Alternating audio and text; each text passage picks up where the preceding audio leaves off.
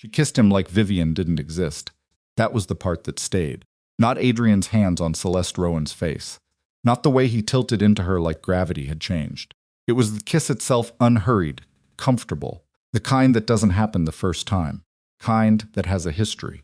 Vivian Hart stood in the open doorway of the penthouse she had a key to, holding an ultrasound envelope against her chest, and watched the man she was supposed to marry kiss another woman in the living room she had helped furnish.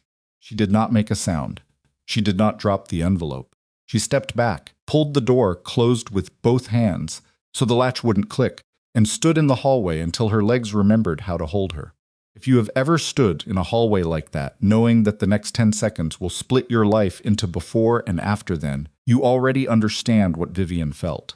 If you haven't, consider yourself fortunate, because there is nothing quite like discovering that the future you planned was built on someone else's lie. This is her story, and it is not a gentle one. If you are new here, take a moment to subscribe so you never miss what comes next. Hit that like button and drop a comment telling me what city or country you are watching from. I want to see how far this story travels. Now, stay with me. Because what Vivian discovers in the hours that follow is far worse than a man kissing the wrong woman. It is the unraveling of everything she thought she knew. The elevator doors closed behind her. Vivian pressed the lobby button and stared at her own reflection in the polished metal panel. She looked composed. That was the strangest part. Her hair was still neat. Her coat was buttoned correctly. The ultrasound envelope was creased at one corner from where she'd gripped it too hard, but otherwise she looked like a woman on her way to a dinner reservation. She did not look like someone whose entire future had just been canceled without her knowledge. The lobby was quiet. The doorman Marcus nodded at her as she passed. She nodded back. She made it through the revolving door and 2 full blocks before she stopped walking and stopped on the sidewalk in the November cold and thought, I have nowhere to go. Not literally. Vivian Hart had places to go. She had her own apartment, the one she'd kept even after the engagement, a habit Adrian had teased her about, calling it her escape hatch. She had friends. She had her studio, a corner office with drafting tables and afternoon light, that she'd built herself before she ever met Adrian Vale. But she had been holding the ultrasound envelope for 6 hours. She had driven to 3 different stores before choosing the right flowers to bring. She had practiced what she was going to say on the highway, speaking the words out loud to the steering wheel. I know the timing isn't perfect. I know we haven't talked about this yet, but I think it might be the best thing that's ever happened to us. She had meant it. She had believed it.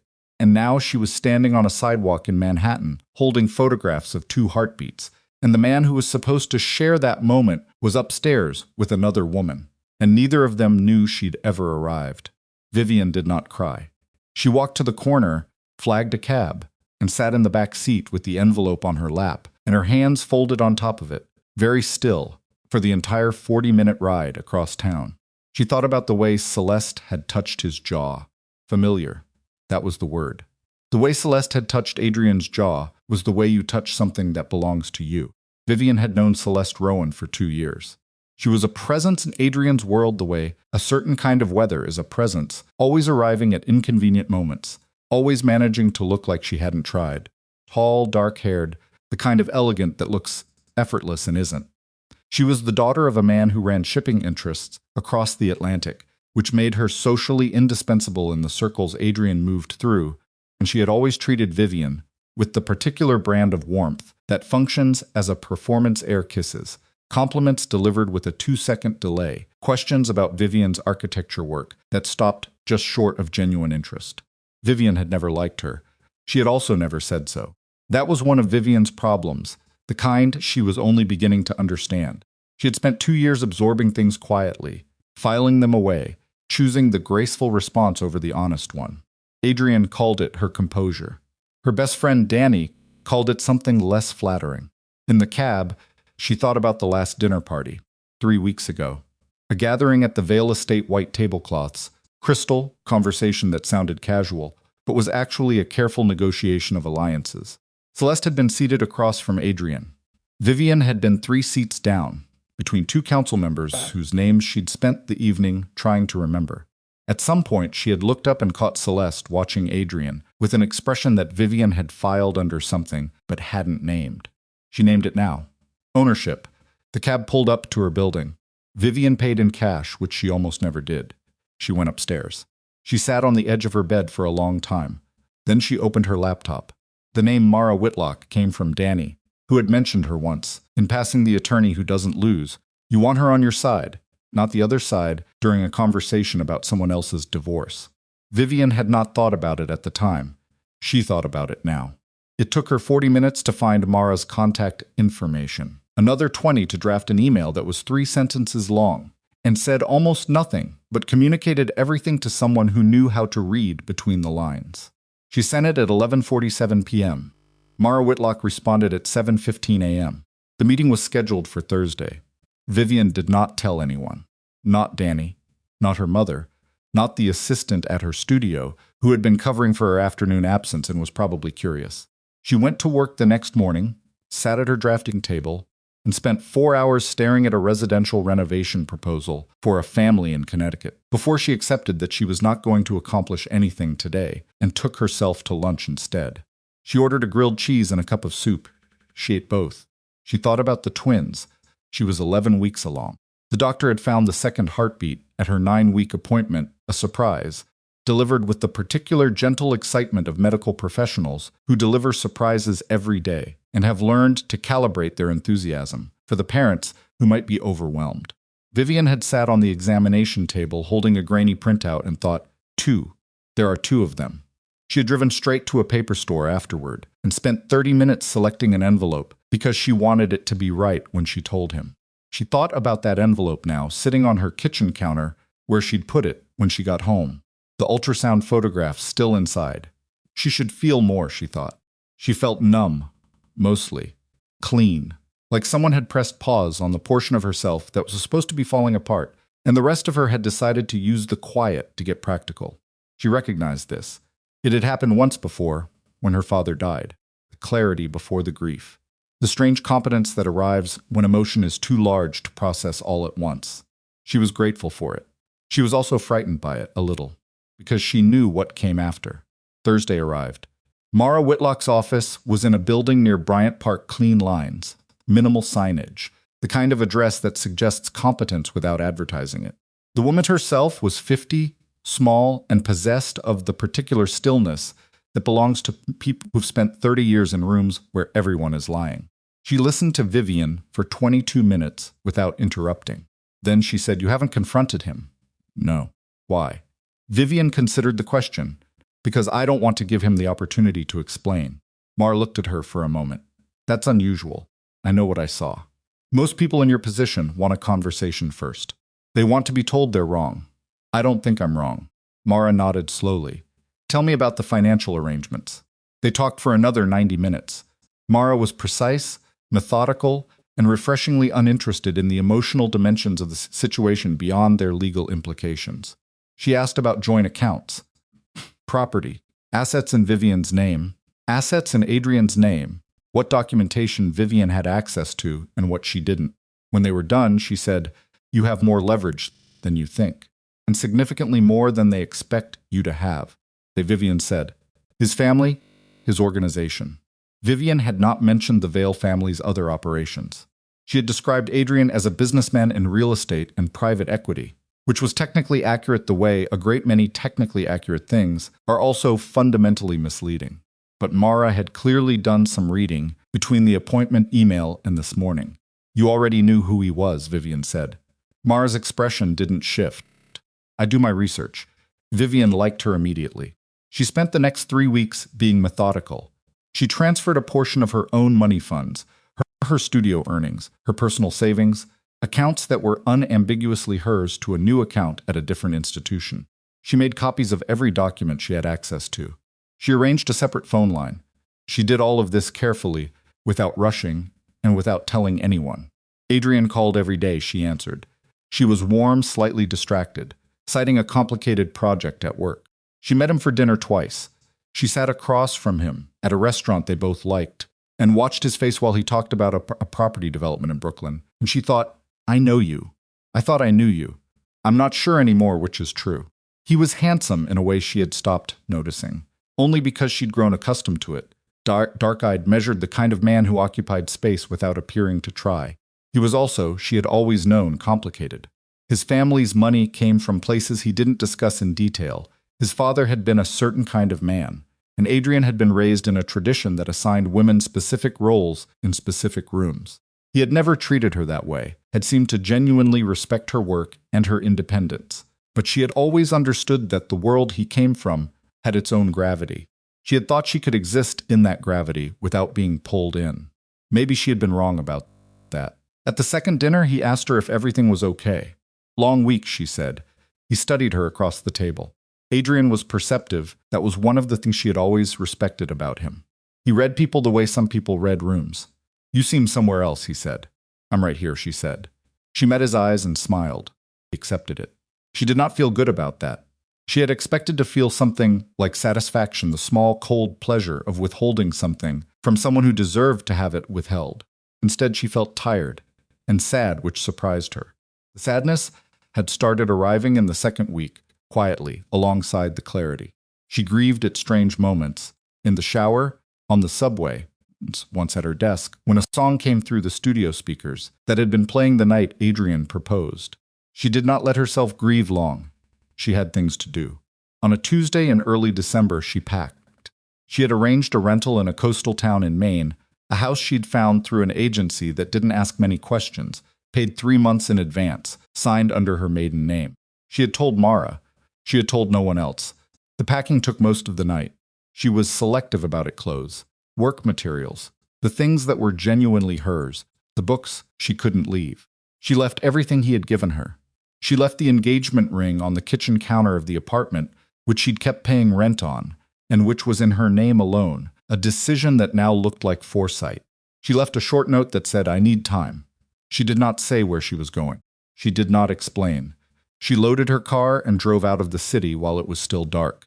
She was 12.5 weeks pregnant, and she drove north alone, through the 5 a.m. silence of a highway that was still quiet, watching the sky change color ahead of her. And she thought, this is the right thing. I don't know what comes next, but this is the right thing. She believed it. She needed to believe it.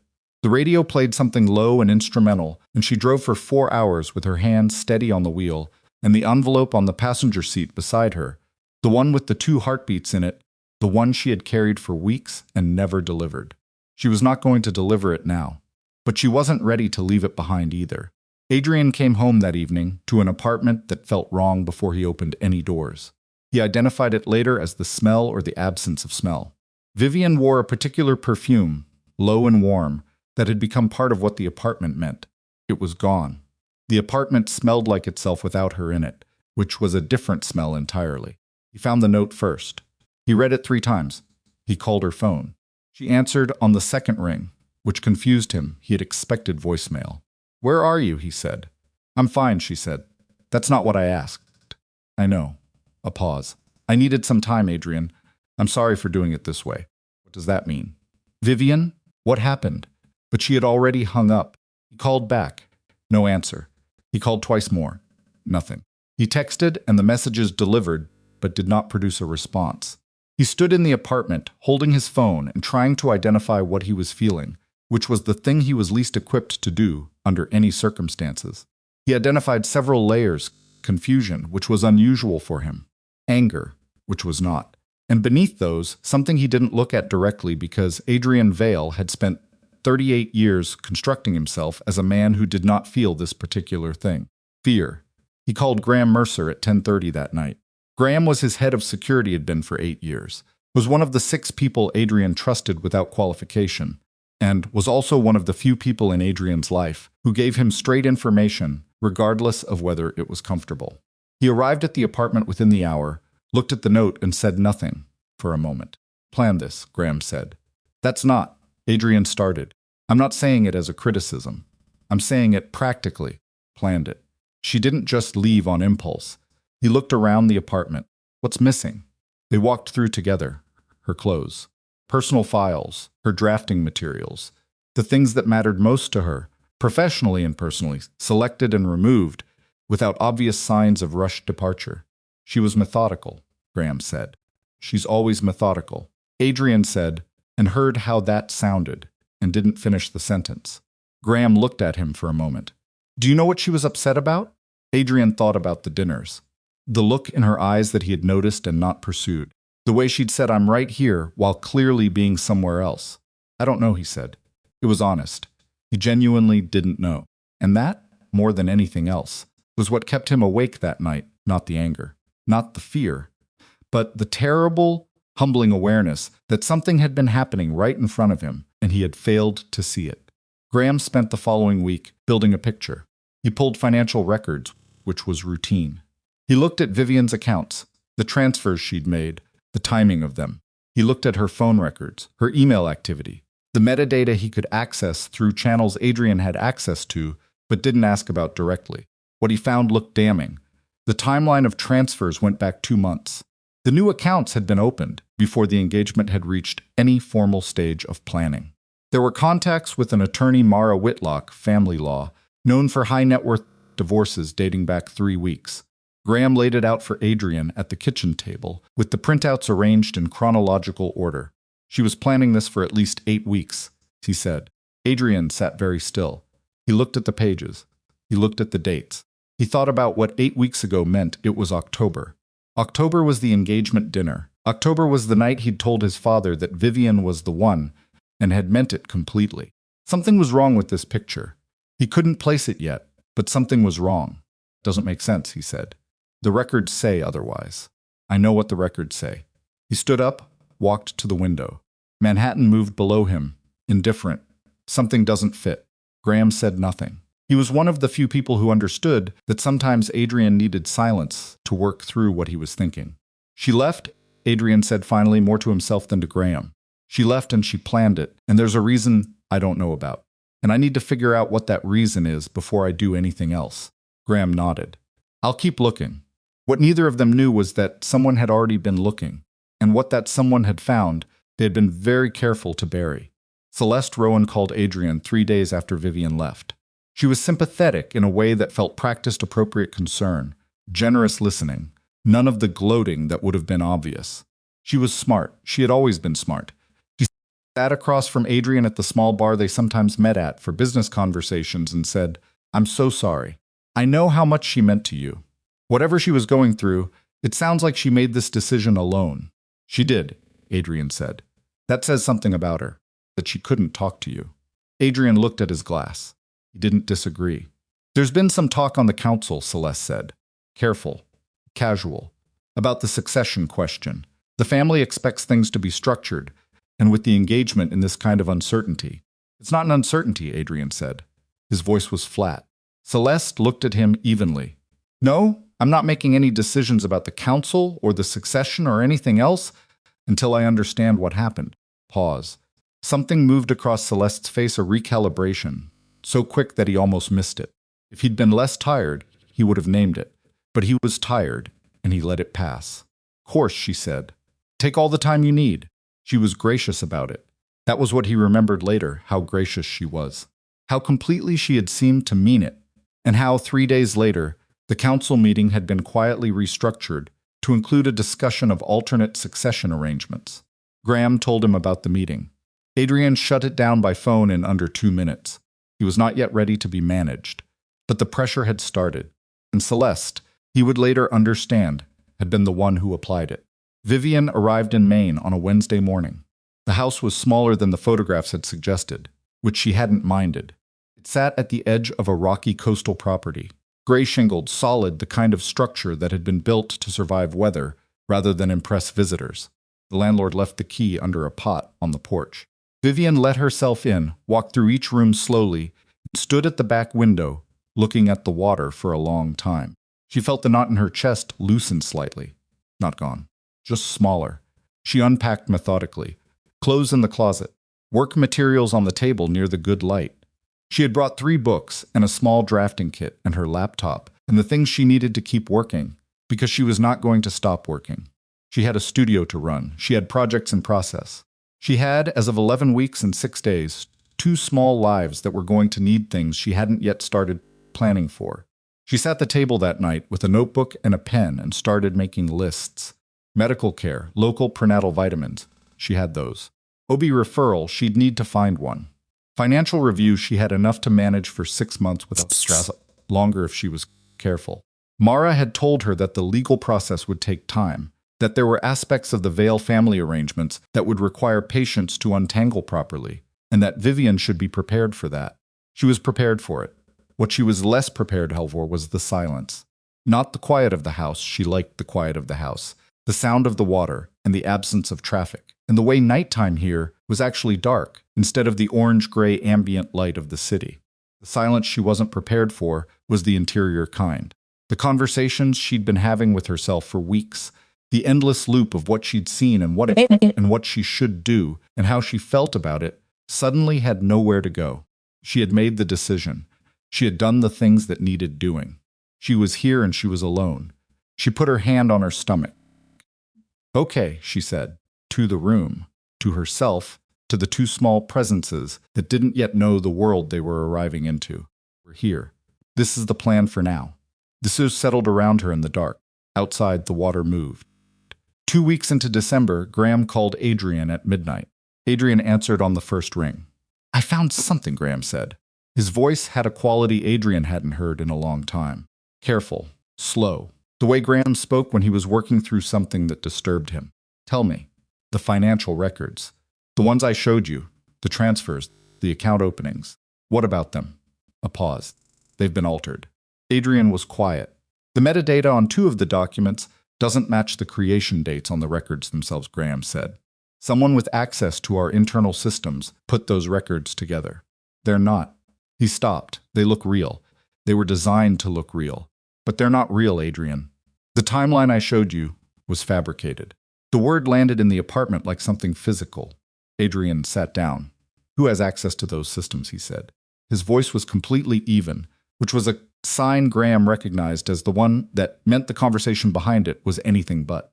"That's what I've been working on since 10 o'clock, Graham said. "I've got it narrowed down. But I need another day." "Take it, Adrian." A pause. "If what I'm finding is what I think it is." Vivian didn't plan any of this. The evidence of planning it was manufactured after she left, to make it look like she'd been calculating a departure for months. Adrian said nothing. "Someone wanted her gone," Graham said. "And they wanted to make sure you believed she wanted to be." The silence on the line lasted a long time. "Find out who," Adrian said finally. He hung up. He sat in the dark apartment for an hour without moving. He thought about 2 months ago. He thought about October, the engagement dinner, the night he'd meant it completely. He thought about Vivian across the table at the restaurant, saying, "I'm right here," and the look in her eyes that he had noticed and not pursued. He thought about what she might have seen that he hadn't. He thought about what someone might have been afraid she would find. And he sat very still in the dark and felt, for the first time in years, that the ground beneath him was not as solid as he had believed. In Maine, Vivian was asleep. She didn't dream that night. She slept hard and dreamless, the way people sleep after they have finally put down something very heavy, even if they don't yet know whether they put it down in the right place. The twins were there, small and growing, navigating their way toward a world that did not yet know they were coming. And somewhere between the two of them, between the man sitting in the dark with a phone he wasn't going to put down until he had answers, and the woman asleep at the edge of the Atlantic, with her hand resting on her stomach, the truth that had been buried was starting to move. Not quickly. The way dangerous things always do. Graham Mercer did not sleep that night. He sat at his desk in the small office he kept separate from the Vale organization's main operations, a habit he'd developed over 8 years of working for a family whose business made paranoia a professional virtue, and he went through the files again, and again, and a third time, because the thing he was looking at was serious enough that he needed to be certain before he brought it back to Adrian. The metadata didn't lie. It rarely did when you knew where to look. 2 documents in the financial package he'd assembled, the ones that established the earliest account transfers, the ones that had made Vivian's departure look calculated from the beginning, had been created on dates that didn't match the timestamps visible on their surfaces. Someone had edited the creation data, competently, but not perfectly. The kind of almost perfect job that gets done by someone who knows enough to cover tracks, but isn't quite expert enough to know which tracks can't be covered. Graham made a list of everyone with access to the financial monitoring system. There were 11 names. He crossed off 7 immediately people whose access was restricted to surface-level data who couldn't have reached the document layer that had been manipulated. That left 4. He sat with those 4 names for a long time. One of them he trusted completely. One was new enough to the organization that motive was unclear. One had been with the Vale family for 20 years and had more institutional loyalty than most people had to their own families. The fourth name was a man called Devin Price. Devin Price was Celeste Rowan's half-brother. Graham had known this. It was in the background file he'd built on Celeste 2 years ago, standard procedure for anyone who moved regularly in Adrian's orbit. Devin had been brought into the security infrastructure 18 months ago through a recommendation that had come. Graham now understood through a council member named Harlan Foss, a man who had been pushing for succession restructuring for the better part of 3 years. He sat back in his chair. He thought about the shape of it. Not the details yet, just the shape, the way it was structured, patience it required. Whoever built this has been building it for a long time. He called Adrian at 6 a.m. "I have a name," he said. Adrian arrived at the office 40 minutes later. He looked like he hadn't slept either, which he hadn't. But he looked controlled about it. The particular controlled quality he deployed when he was managing something that threatened to get away from him. Graham had seen it in negotiation rooms, in moments of physical danger, in the hours after his father died. It was the look of a man who had decided that falling apart was not an available option. Graham walked him through everything. The metadata, the access logs, Devin Price, the connection to Celeste, the connection to Harlan Foss. Adrian listened without interrupting. He stood at the window with his arms crossed, and his eyes fixed on a point outside the glass, and he listened to all of it. When Graham finished, the silence lasted almost a minute. "Celeste," Adrian said. His voice was completely flat. "I can't prove her direct involvement yet. What I can prove is that someone with access, granted through her family connection, deliberately altered records to make Vivian look calculating, and that this happened within 48 hours of Vivian leaving." Adrian turned from the window. His jaw was tight. "She called me 3 days after Vivian left. Sympathetic. Said it said something about Vivian that she couldn't talk to me. I know. I pulled the call logs. She was measuring how much I believed it." Graham said nothing. He didn't need to. Adrian sat down. He pressed his fingers against the edge of the desk, and Graham could see him working through it, not the anger. He'd deal with that separately, but the sequence, the logic, the timeline. "Why Vivian?" Adrian said. It wasn't entirely a question. Best guess? Whatever comes next for the organization. Vivian's presence and her position as your intended represents a power structure the council can't fully control. A Vale wife with her own money, her own career, her own professional identity outside the family. That's a complication. She was never involved in any of it. She didn't need to be. She was yours. That was enough. Adrian stood up again. The controlled quality had sharpened into something colder. Find the proof. Everything. I want documentation that connects Devin Price to those altered files, and I want the chain that runs from him to Celeste and from Celeste to the council. That'll take time. How long? A week? Maybe 10 days if they've been careful. They weren't careful enough to fool you. No, Graham said. But they were careful enough that anything I build needs to be airtight. You're not going to confront anyone with half a case. Adrian met his eyes. No, I'm not. He picked up his phone from the desk, looked at it for a moment, and put it back down. "She's not answering my calls," he said. "I know. I don't know where she is." Graham hesitated for just a fraction of a second. Find out. Another silence. Longer this time. "No," Adrian said finally. "Not yet. She left because she wanted distance. I'm not going to use surveillance to close that distance before I've earned the right to." He exhaled slowly. "Besides, if she sees any sign that I located her before she was ready, she'll never trust me again." Graham nodded. That was a more sophisticated understanding of the situation than he had expected this early in the morning. But then Adrian, for all his flaws, had always been capable of reading the room when his pride led him. Today, apparently, his pride was taking a back seat. That was new. "One more thing," Graham said. Adrian looked at him. "There's a council meeting scheduled for the 14th. Harlan Foss put it on the calendar. The agenda lists succession planning as the second item." Adrian's eyes went very still. "Who approved that agenda?" "That's the thing. It was approved through your office, through your assistant. A beat. Marcus," Adrian said. "Quiet. The quietness of a man who has just realized the circle of damage is larger than he thought. I don't think Marcus knows what he approved. The request came through normal channels with appropriate formatting. He processed it because it looked routine." Graham paused. But whoever built this had enough access to the administrative layer of your office to make it look routine. Adrian sat back down. He pressed both palms flat on the desk. He breathed. Graham watched him and said nothing. Cancel the meeting, Adrian said. That'll signal. Cancel it. Issue it from my direct email. Personal. I'll write it myself. He looked up and pulled Marcus's activity logs for the past 3 months. Not because I think he's involved, because I need to know everything that moved through my office that shouldn't have. Done. Graham. Adrian's voice had a quality, now that Graham associated with the moments before things became irrevocable. Quiet. Precise. Settled in a way that was more unsettling than anger. I need to know how long this was in motion before Vivian left. Graham met his eyes. I'll find out. He meant it. He always meant things he said to Adrian, which was one of the reasons Adrian kept him.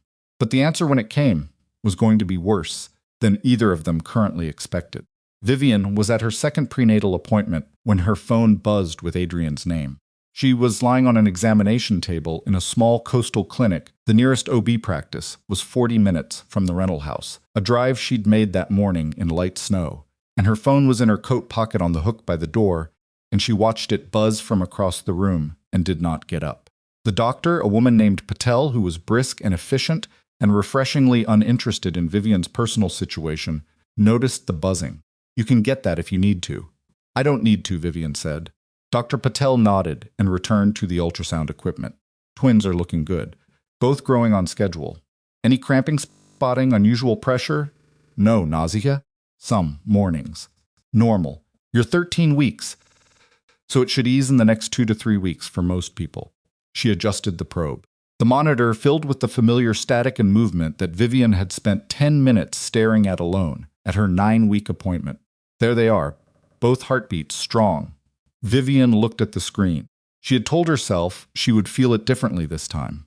Now that the shock had settled, now that she'd had 3 weeks of driving herself to appointments and making her own tea and sleeping in a house that smelled like salt air and old wood, she had told herself she would look at the screen and feel uncomplicated love, the clean kind. What she felt was complicated. She felt love, yes. Something so strong it pressed against her sternum. But she also felt the particular grief of a woman who is watching something that was supposed to be a shared moment, alone. She thought about the photograph she'd carried in the envelope. She thought about the words she had practiced on the highway. She did not cry. She exhaled, slowly, and she looked at the 2 small shapes on the screen and thought, you are mine. Whatever else is true, you are mine and I am here, and that is enough for right now. On the drive back, she played the radio and didn't think about Adrian. She mostly succeeded. In New York, Celeste Rowan was having lunch with Harlan Foss. They met at a restaurant in Midtown, not one of their usual spots, somewhere they didn't go regularly. The kind of choice that was a choice without appearing to be one. Harlan was 63, white-haired, a man whose power in the Vale Council was structural. Rather than personal, he had built relationships across 40 years that made him functionally unmovable, a quality he had cultivated deliberately, and wore with the patience of someone who understood that patience was its own form of violence. He canceled the meeting, Harlan said. He was eating. He always ate. Celeste had noticed this about him, that he maintained the rhythms of ordinary behavior regardless of what was being discussed, as though his equanimity required regular fueling. I know, Celeste said. Graham got to him. You said Graham wouldn't connect Devon to the documents. I said Devon was careful. Careful isn't the same as invisible. She didn't let irritation into her voice. She had learned with Harlan that irritation was perceived as weakness. It changes the timeline. It doesn't change the outcome. Harlan looked at her across the table. He's going to come for you. Eventually, yes. That doesn't concern you. Of course it concerns me. She picked up her water glass. Set it down.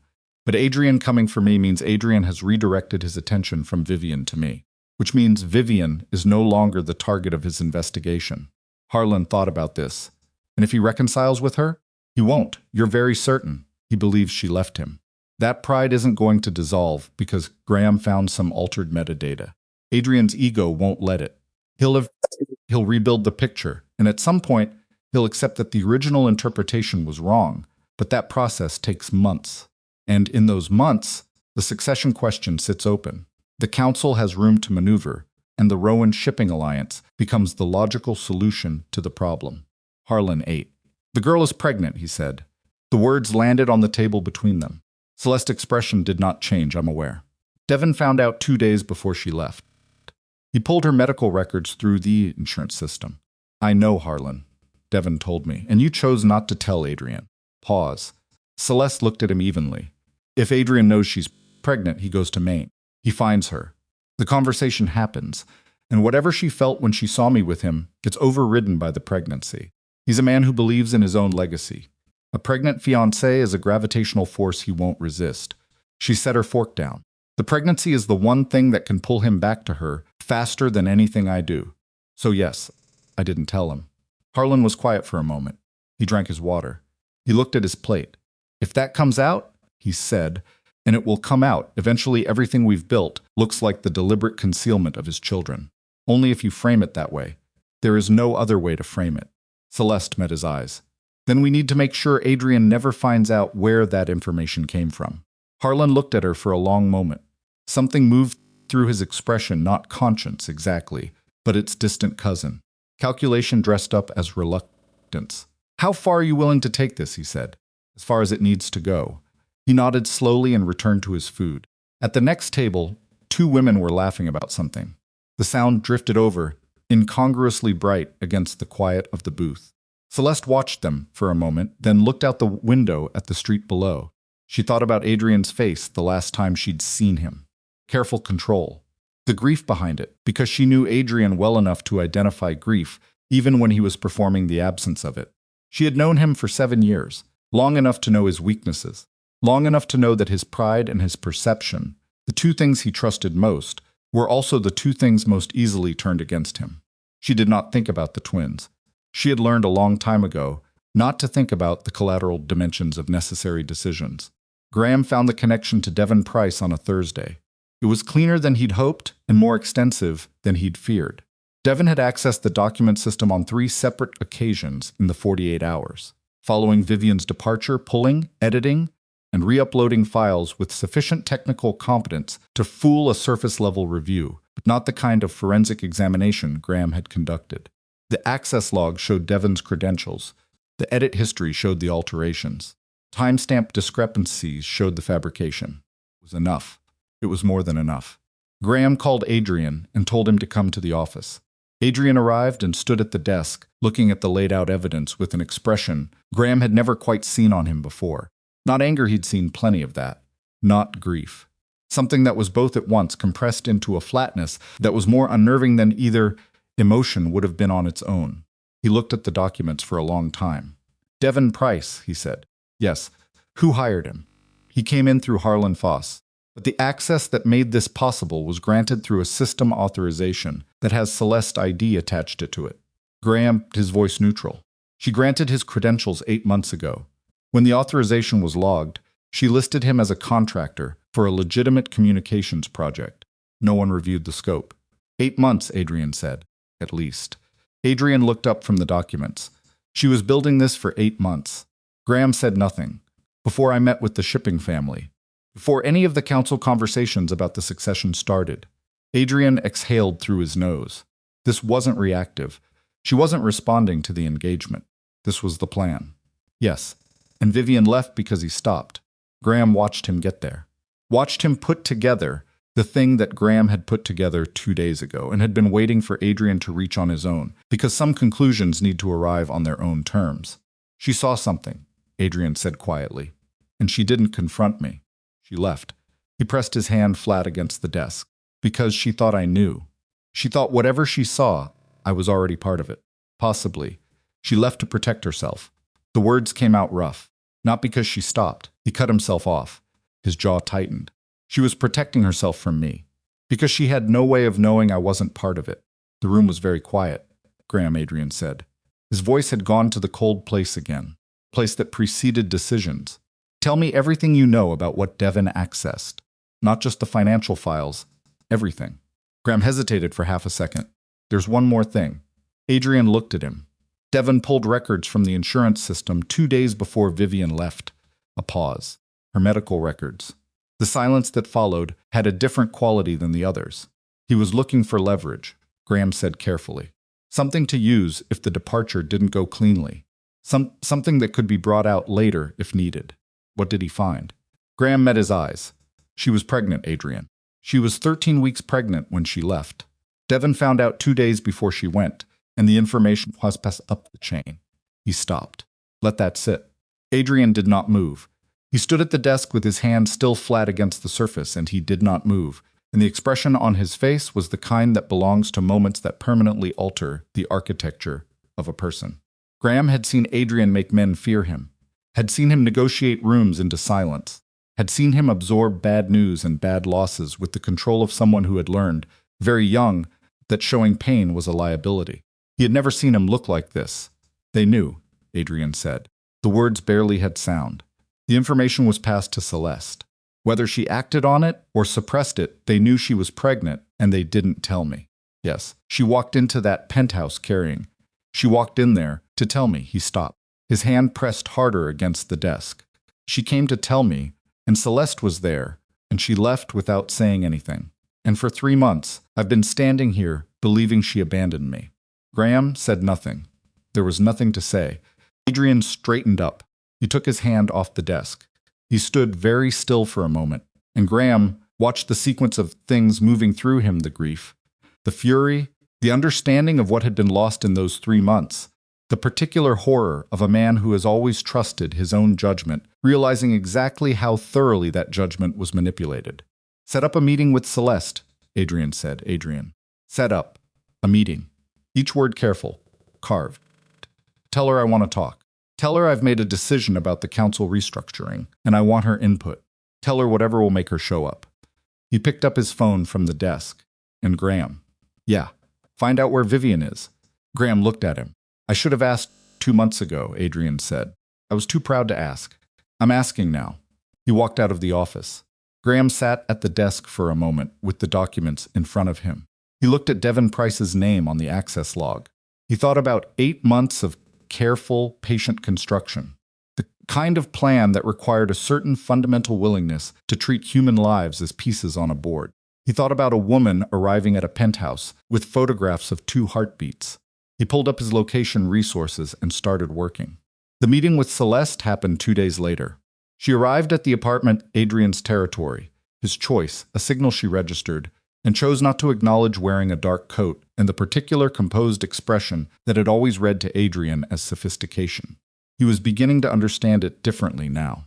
What he had read as composure was management. It was the expression of someone perpetually managing the distance between what they were feeling and what they were willing to show. She was good at it. She was not good enough. Adrian offered her a seat. He did not sit across from her at the table.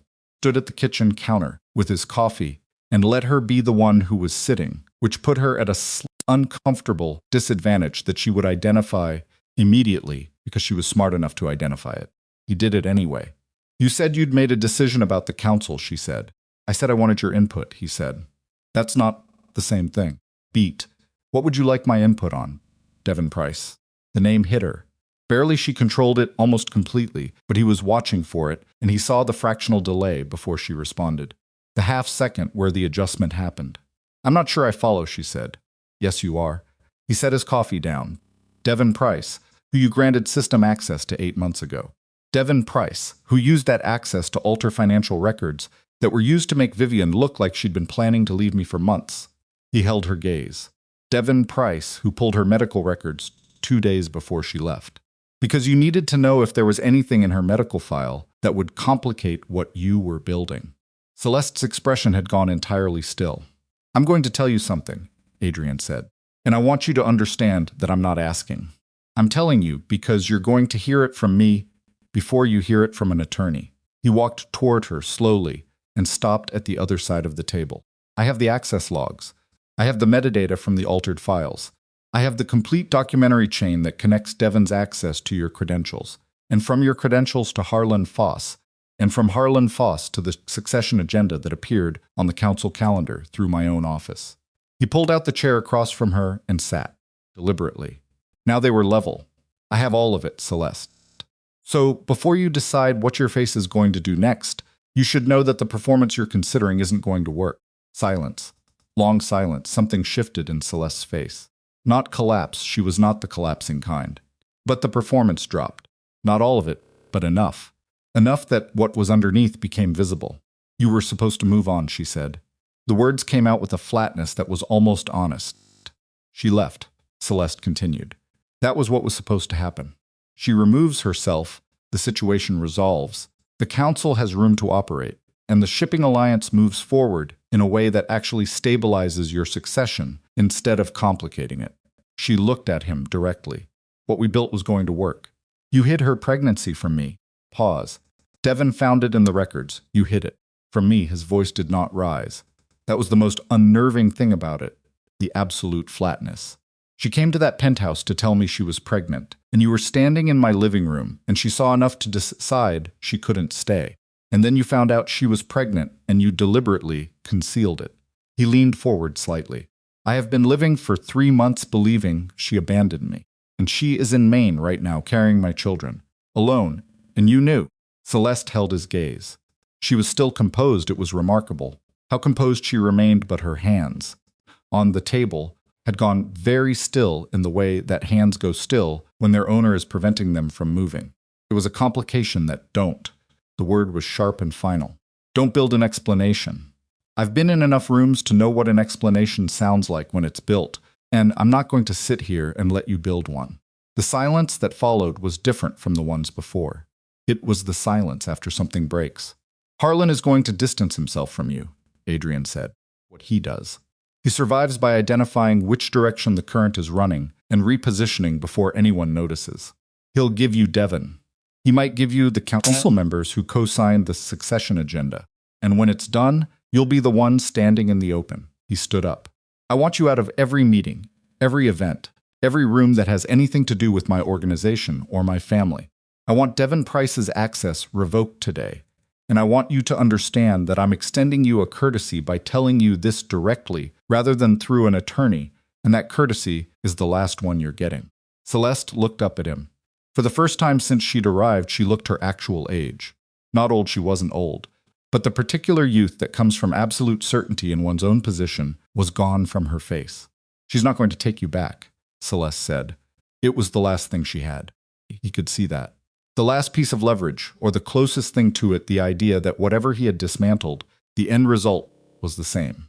That Vivian was unreachable. That's not your problem anymore, Adrian said. She left.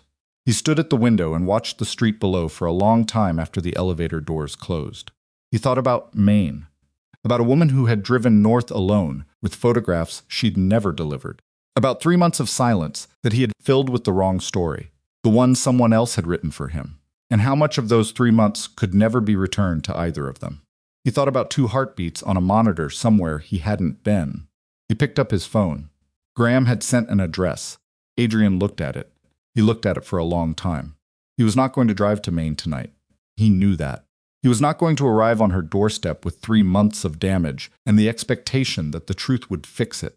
He had learned enough in the last 10 days to know that the truth was necessary but not sufficient. That knowing what had happened didn't automatically restore what had been lost. That Vivian had made a decision to leave in the dark, without full information, without knowing everything he now knew. But she had made it for reasons that were real. She had stood in that hallway, holding photographs of his children, and she had believed she was alone, and she had made herself leave. She deserved more than a man who showed up because he'd finally connected the dots. He put the phone down. He stood at the window.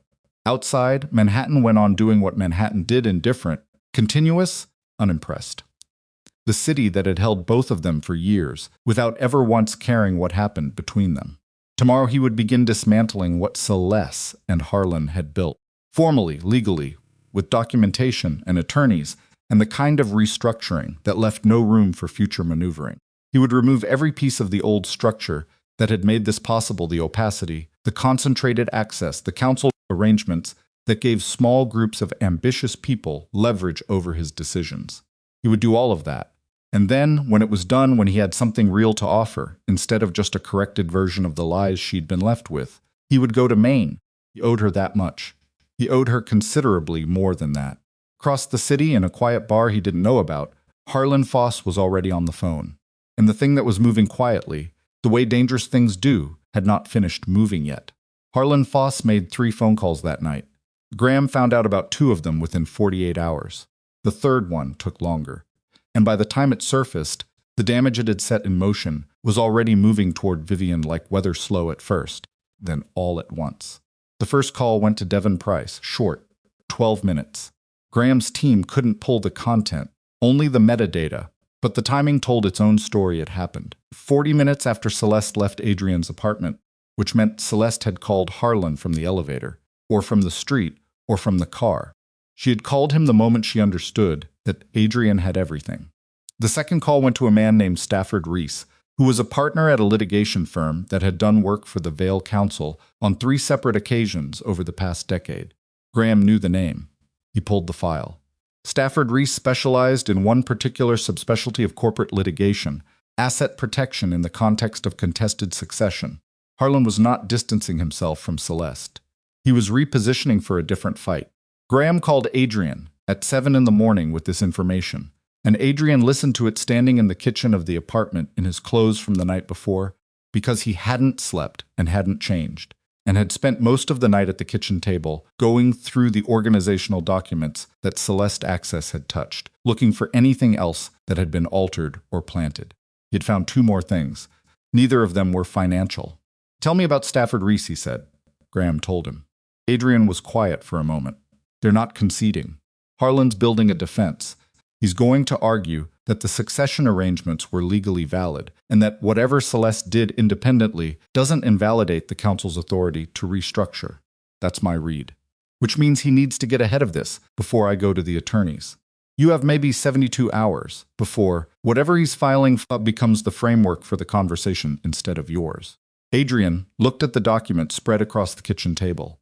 He had been systematic. He had documentation. He had Graham's forensic work, and the access logs, and the metadata, and the chain of evidence that connected Devon to Celeste to Harlan in a sequence that was not ambiguous. He had thought that was enough. He was beginning to understand that enough was a moving target when the other side had 40 years of institutional relationships and a litigation partner who'd had 12 minutes of warning. "Get Ellison on the phone," Adrian said. Ellison was his own attorney, not a counsel resource, his personal counsel, a woman who had represented him separately from the family organization for 6 years. "I want to meet today this afternoon. She's in court until 3, then 4 o'clock. And Graham, I want Devon Price brought in before that meeting. Not legally. Personally, I want a conversation." A pause on Graham's end. "What kind of conversation?" "The kind where he understands that cooperating with me is a significantly better outcome than whatever Harlan is currently promising him." Adrian's voice was even. He manipulated documents in an active financial system. "That's not a counsel matter. That's a criminal one. And if Harlan is building a legal defense, Devon is the one who gets handed to the prosecutors first. I'll set it up. One more thing, yeah. How far along is Vivian now?" "A beat. 17 weeks. Approximately." Adrian closed his eyes for 1 second. "Opened them." "Okay." He hung up and stood at the kitchen table looking at the documents. 17 weeks. She had been gone for over a month. She was 17 weeks pregnant in a rented house on the Maine coast, and she had made no contact. And he had no standing to demand any, and the truth that would change everything between them was sitting in a folder on his kitchen table, being processed by attorneys and investigators while his children grew in a woman who had every reason to believe she was navigating this alone. Picked up his phone. He almost called her. He put the phone down. Not yet. He had made himself a rule, not until he had something real. Not until the legal structure was dismantled enough that he could go to her without the organization's shadow following him through the door. He owed her that. He owed her a situation where choosing him or not choosing him was a choice she could make freely, not under the pressure of an ongoing crisis that he hadn't yet finished cleaning up. He owed her that. He was beginning to understand how expensive that debt was going to be. Devon Price was brought to a building in Midtown at 2 in the afternoon. Graham had arranged it the way these things got arranged in Adrian's world, not forcibly, but with enough clear implication that the alternative to showing up was worse than showing up. Devon was 31, lean, with the particular watchful quality of someone who had grown up adjacent to power but without ever quite holding it. He had Celeste's cheekbones and none of her composure. Frightened. Adrian could see it the moment he walked in. The way Devon held his shoulders up and slightly forward, the posture of someone braced for impact. The way his eyes moved around the room before settling, reluctantly, on Adrian. Adrian was sitting at the table. He had coffee. He had not offered Devon coffee, which was a small and deliberate communication about the nature of this meeting. He let Devon sit. He let the silence run for 10 full seconds before he spoke. The access logs show 3 sessions, Adrian said. October 14th, October 15th, and October 17th. 2 to 4 hours each time. You pulled the financial monitoring files, edited the document metadata, and re-uploaded them. He looked at Devon with an expression that was entirely absent of heat. That was the thing Devon would remember later, not anger, not threat, just a complete and quiet certainty. Tell me what Celeste told you the documents were for. Devon's jaw worked. She said it was for a financial review. The records needed to be corrected because there had been an accounting error. She told you they were corrected, not altered. Yes, and you believed that. Pause. She's my sister, half-sister. Adrian's voice didn't change, and she put your credentials on a document manipulation scheme that is, depending on how it's characterized, fraud or obstruction or both. She handed you to prosecutors the moment she granted you access, Devon. You were the fall point. If this ever needed a sacrifice, your name was already on it. Devon's face had gone slightly gray. I didn't know about. He stopped. Pregnancy, Adrian said. The word landed. Devon's eyes moved away, down to the table. The guilty displacement of a man who has been carrying something he knows is wrong. You pulled her medical records, Adrian said. Celeste asked me to. She said she needed to know if there were any complications, any factors that might affect the Devon. The name came out flat and final. I need you to think very carefully about what happens next, because there are 2 versions of this. The first version is that you were used. You were given access under false pretenses. You followed your sister's instructions without full understanding of their purpose. And when the truth came out, you cooperated completely with the investigation and gave testimony that established a clear account of what Celeste and Harlan Foss directed you to do. He paused. The second version is that you were a participant, knowing, deliberate. And when the legal process runs its course, you're the one with your credentials on 3 separate intrusions into a private financial system and the unauthorized access of a private individual's medical records. Devon was very still. I'm telling you this, Adrian continued, because Harlan Foss called Stafford Reese last night and began building a defense that does not include protecting you. What Celeste promised you, Harlan is already writing the version of this story where you acted independently. He leaned forward slightly. You have about 12 hours before that story becomes the official one. After that, it's too late to choose version 1. The silence in the room had weight. Devon pressed his hands flat on the table. They were shaking, slightly. He was trying to control it and not entirely succeeding. What do you want? Everything, Adrian said. From the beginning. When Celeste first approached you, what she told you, every instruction she gave, every communication between you and Harlan Foss's office, every piece of information you passed up the chain. All of it written and signed in a form that my attorney can use. Devon looked at the table for a long moment. He looked up. She knew about the pregnancy before Vivian left, he said. His voice had changed flatter, resigned. I told her the night I pulled the records. She knew the next morning. She told me not to say anything to anyone. I know that, Adrian said. She said the pregnancy made it more urgent. That if Vivian told you before the separation happened, Devon stopped. She said a pregnant fiancé changes everything. That you'd never let her leave, or let her go if she tried to leave. She said the window was closing. Adrian's expression didn't change, but something in the room changed. The quality of the silence shifted. She accelerated the plan, Adrian said, because of the pregnancy. Yes. She found out Vivian was pregnant and she moved the timeline up. Yes. Adrian sat back. He thought about the night Vivian must have come to the penthouse. He had been going back to that night for days, trying to reconstruct what it had looked like from Vivian's side of the door. Celeste had been there. Of course, Celeste had been there. She had been placing herself in proximity to Adrian for months, building a naturalistic presence, a woman who simply appeared in his spaces with legitimate seeming reasons. And Vivian had walked in and seen whatever she'd seen and made the decision that was available to her with the information she had, which was that Adrian was already moving on, that the relationship was already gone, that whatever she had come to tell him, she was delivering it into the wrong story. She had protected herself the only way she could, and Celeste had known the pregnancy was the one thing that might have changed the story before it was set. So she had made sure that Vivian left before Adrian could find out. Write it down, Adrian said. He stood up. Everything. Graham will sit with you for however long it takes. He walked out of the room. In the hallway, he stopped. He pressed his back against the wall and stood there for a moment, with his eyes closed and his jaw tight, and the specific, airless feeling of a man who is processing something that cannot be processed quickly. He had known, intellectually, since Graham told him about the pregnancy concealment. He had understood it in the way you understand a fact before it becomes a feeling. It was becoming a feeling now. He stood in the hallway and let it. Then he straightened up and exhaled and walked toward the elevator. He had an attorney to call. The meeting with Ellison ran 4 hours. She was a careful woman, small, precise. With reading glasses, she pushed up into her hair when she was thinking, and brought back down when she was about to say something important. She had represented Adrian through 2 organizational disputes and 1 near-criminal exposure that had been resolved before it required her full attention, and she had seen him in difficult rooms before. She had not seen him like this. She read through Graham's documentation without speaking. She read through Devon's preliminary written account, which Graham had transmitted by 4:30. She asked 3 questions, each of which was sharper than it sounded. Then she put her glasses down on the folder and looked at him across the desk. "You have a case," she said. "A strong one. The document manipulation is provable. The unauthorized medical record access is provable. The chain connecting Celeste and Harlan Foss to a coordinated effort to influence your succession arrangements is provable."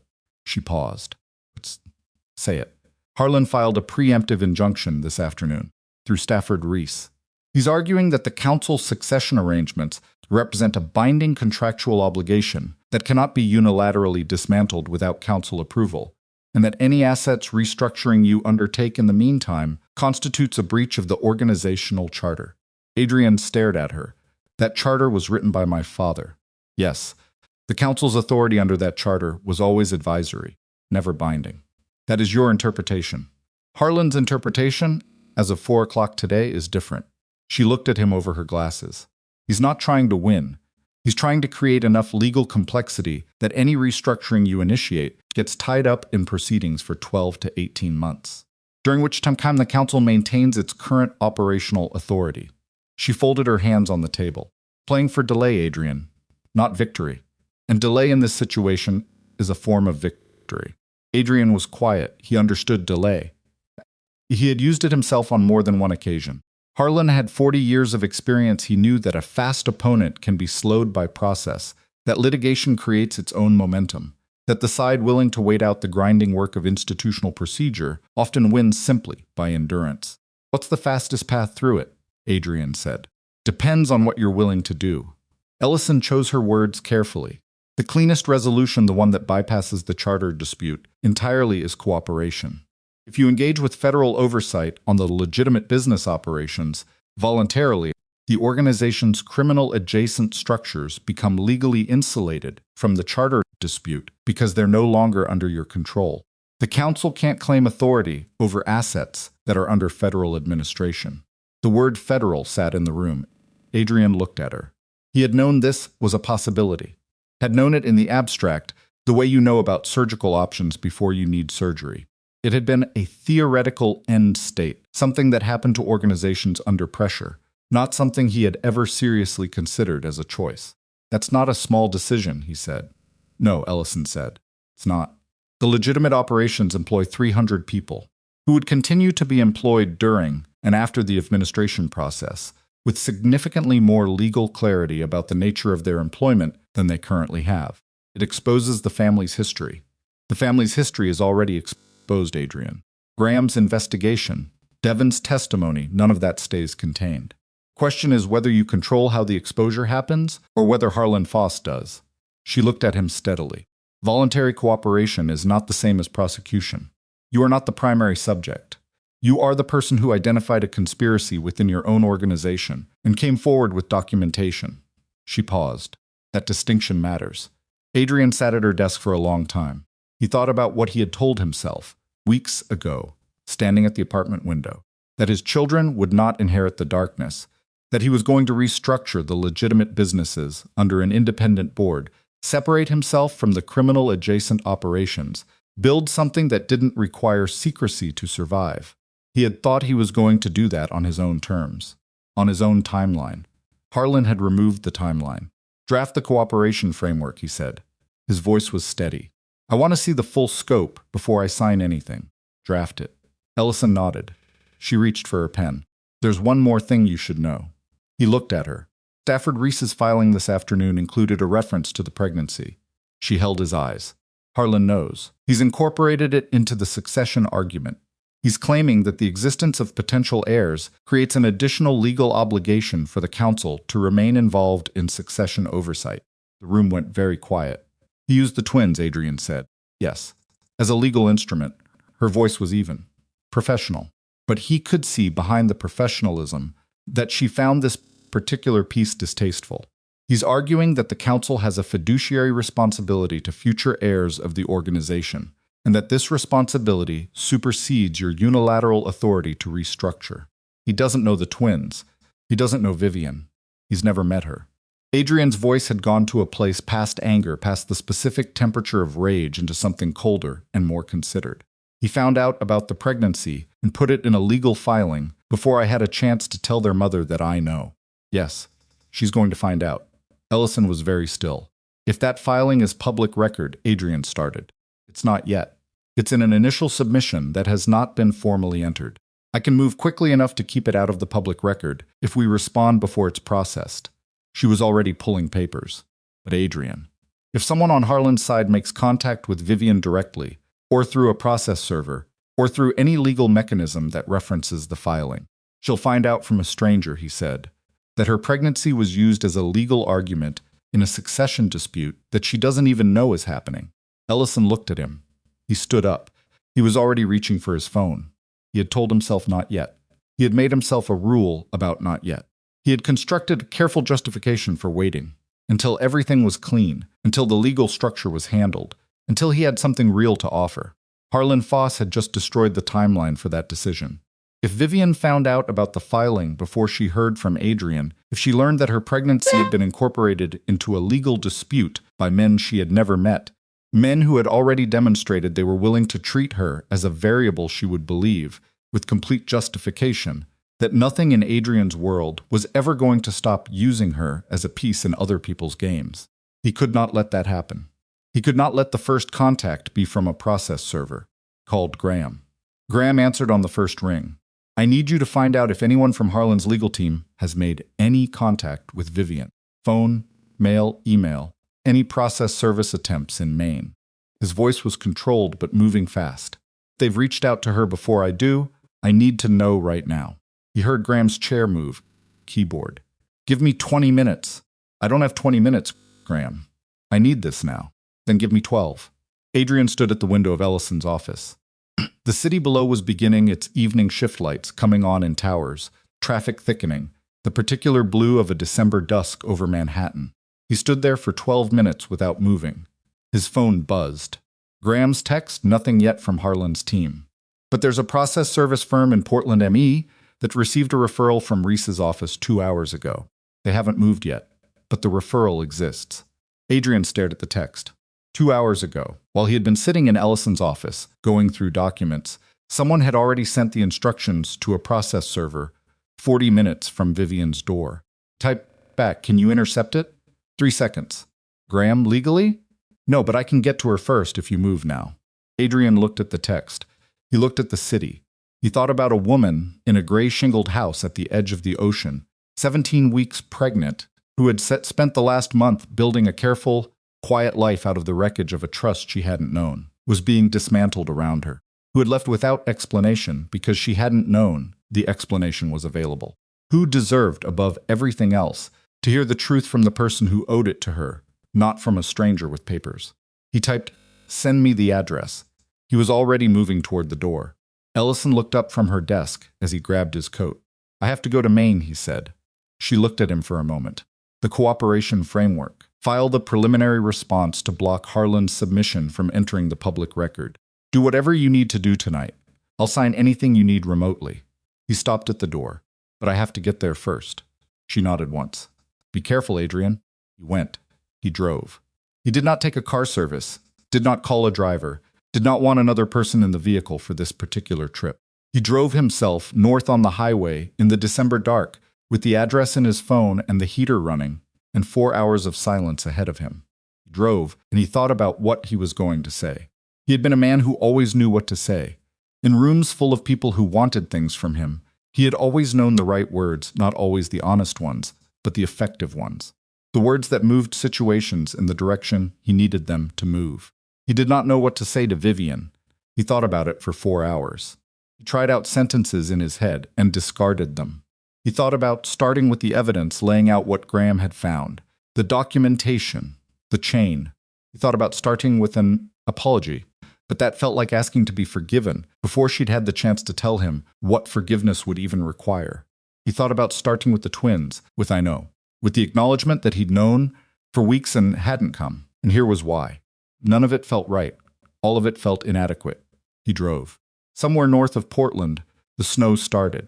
Not heavy light, the kind that dusts the road rather than covering it, spinning in the headlights.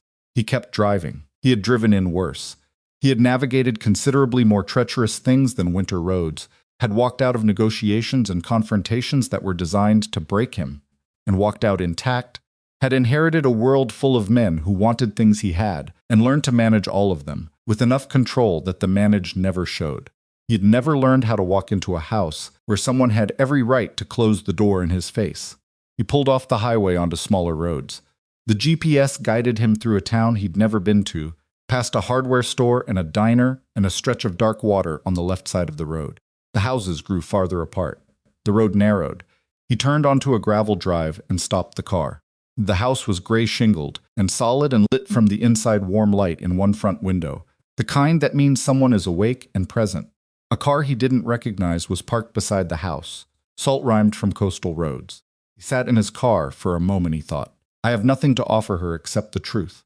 He thought, she is going to open that door. She is going to see me, and everything she built in the past month to make herself okay is going to have to hold up against whatever this is. He thought I did this, not alone, not by design, but by the accumulated weight of every time I chose not to look too carefully at what was happening around me. He got out of the car. He walked up to the door. He knocked. The light inside moved a shadow crossing the warm window, the particular movement of a person who has heard something and is deciding whether to respond to it. He heard footsteps. He heard the specific silence of someone standing on the other side of a door. The door opened.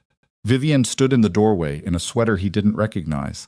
Her hair pulled back, 17 weeks along in a way that was visible now, real and present and undeniable in the warm light of the doorframe. She looked at him. He watched her face do the thing that Vivian's face did when she was managing something enormous, the brief total stillness before she decided what shape to give it. Do you want, she said. Her voice was flat, not cold, flat. The flatness of someone who has practiced not reacting. He stood on her porch in the December snow, and he said the only true thing he had. I know about the twins. The silence that followed was the longest of his life. Vivian looked at him, really looked at him, the way she used to look at him before she learned to be careful. And when she spoke, her voice had something in it that was worse than anger. You should have known 2 months ago, she said. He had no answer for that, because she was right. And the door stayed open, not wide, not welcoming, just open, and the snow came down around the porch light, and neither of them moved, and the entire weight of the past 3 months sat between them in the cold, like something that would have to be carried before it could ever be set down. She did not invite him in, not immediately. She stood in the doorway, with one hand on the frame and the other at her side, and she looked at him the way you look at something you have been preparing yourself for, and discovering, now that it has arrived, that all the preparation was insufficient. Cold came through the open door. The snow was light and steady behind him. How long have you known? She said. 3 weeks. Something moved across her face. She absorbed it. 3 weeks. I should have come sooner. I know that. Why didn't you? He could have given her the legal answer, the cooperation framework, Harlan's injunction, the need to something real before he arrived. True. It was also standing here now, completely beside the point. I was afraid, he said, that if I came before I had anything to offer, you'd close the door and you'd be right, too. Vivian looked at him for a long moment. Then she stepped back from the doorway. Not wide, not welcoming. Just back. Enough that the geometry of the space became ambiguous, not an invitation, not a refusal, just a recalibration. He understood it. He walked in. The house was exactly what he would have expected from her: small, organized, her drafting materials on the table by the window, books stacked with their spines aligned, a mug of tea on the kitchen counter that was still steaming. She had built a life here, a careful, functional, deliberately quiet life, and he was standing in the middle of it in his city coat, with snow on his shoulders, and the intrusion of him into the space was something neither of them could ignore. She did not offer him tea. She sat on the edge of the couch and crossed her arms and looked at him. "Tell me," she said. He told her all of it.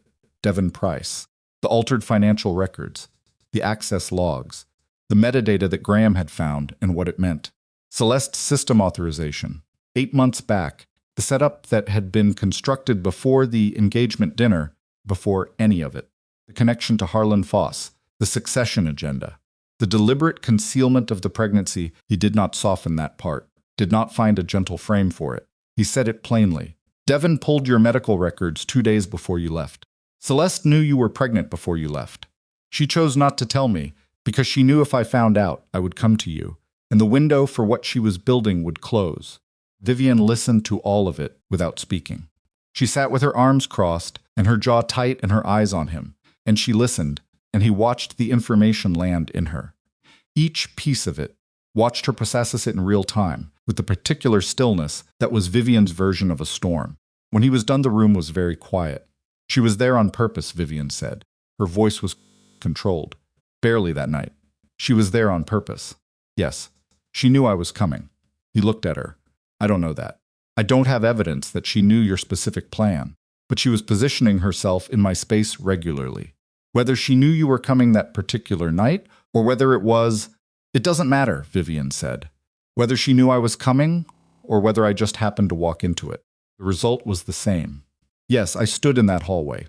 Her voice dropped, not soft or lower. The register of something held down by force. "I was holding the photographs. I had been to 3 stores. I had practiced what I was going to say." She stopped. Her jaw worked. "And I walked into that, and I thought..." Stopped again. He waited. "I thought you knew," she said. "That was the thing I couldn't get past. Not even the kiss. What I couldn't get past was that you didn't stop it. You just let it happen. And I thought, he knows. He's already decided. Whatever I came to tell him, it doesn't matter anymore, because he's already decided." Adrian felt the specific weight of that land in him, the full dimension of it.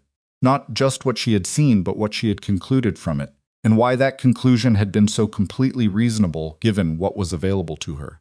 "I didn't know she was there to perform something for you," he said. "I didn't know you were coming. I didn't know what she was doing in my apartment that night." He exhaled. "I know how that sounds. I know it doesn't undo anything." "No," Vivian said, "it doesn't." Silence. "There's something else," he said. She looked at him. "Harlan filed a legal submission 2 days ago. He referenced the pregnancy, and the filing argued that the existence of potential heirs creates a counsel oversight obligation." He watched her face. "My attorney blocked it from entering the public record. But a process server in Portland received a referral from his legal team before I knew about it. They hadn't moved yet when I left New York, but they might move." Vivian stared at him. "He used my pregnancy," she said. Flat. Stripped of everything except the fact. "Yes. A man I've never met used my pregnancy as a legal instrument in a succession dispute I didn't know was happening. Yes. And I came here tonight instead of waiting, because I could not let you find that out from a stranger." Vivian stood up. She walked to the kitchen counter and stood with her back to him, both hands on the edge of the counter, and he watched her shoulders, and the way her breath moved, and the particular quality of the silence she was producing. Not empty silence, full silence, the kind packed with things that are being held in by effort. "You should go," she said. "Vivian. Not permanently." She turned around. Her eyes were dry. Her face was composed in the way that costs something. "I need tonight. I need you to go somewhere and let me have tonight. And tomorrow we can talk about what happens with the legal situation, and what you need from me in terms of whatever comes next." She looked at him directly. "But right now I need you to not be in this room." He nodded. He picked up his coat. He stopped at the door. "There's a motel in town, about 6 miles. I know where it is." He looked at her once more. She was still standing at the kitchen counter with her hands on the edge of it, and she was looking at him, and he wanted very badly to say something that would reach the distance between them. He understood, standing there, that no single thing he said tonight was going to reach that distance. That it was not the kind of distance covered by words. I'm sorry, he said, for the 3 months, for believing it, for not looking at what was in front of me more carefully. Vivian's expression didn't change. Good night, Adrian, she said. He did not sleep at the motel. He sat in the room with his phone and worked through the night calls with Ellison. Review of documents Graham transmitted. The cooperation framework that was moving faster than he had planned because Harlan's counterfiling had forced the pace. He worked with the specific focused energy of a man who has nothing else available to him except the task at hand. At 4 in the morning, Graham called. Harlan's moved, Graham said. His voice was tight. He's not waiting for the injunction to process. He's calling an emergency council session for tomorrow morning, claiming organizational emergency authority under the charter. If he convenes it and passes a resolution before Ellison's response clears, he establishes procedural precedent for council override of your restructuring decisions. Adrian looked at the ceiling of the motel room. Can he convene without my authorization? Under the original charter language, in an emergency session, yes. Your father wrote that provision for situations where the primary principal was incapacitated. Harlan is arguing that your cooperation with federal oversight constitutes a voluntary relinquishment of operational authority sufficient to trigger the provision. That's a bad faith reading of the charter. It's also the reading that gets him through the door tomorrow morning if we don't stop it. Graham paused. Ellison needs you back in New York. Tonight. The response filing requires your physical signature. There's a notarization requirement she can't work around remotely. Adrian was already sitting up, already reaching for his shoes. How long do I have? Session is called for 10 a.m.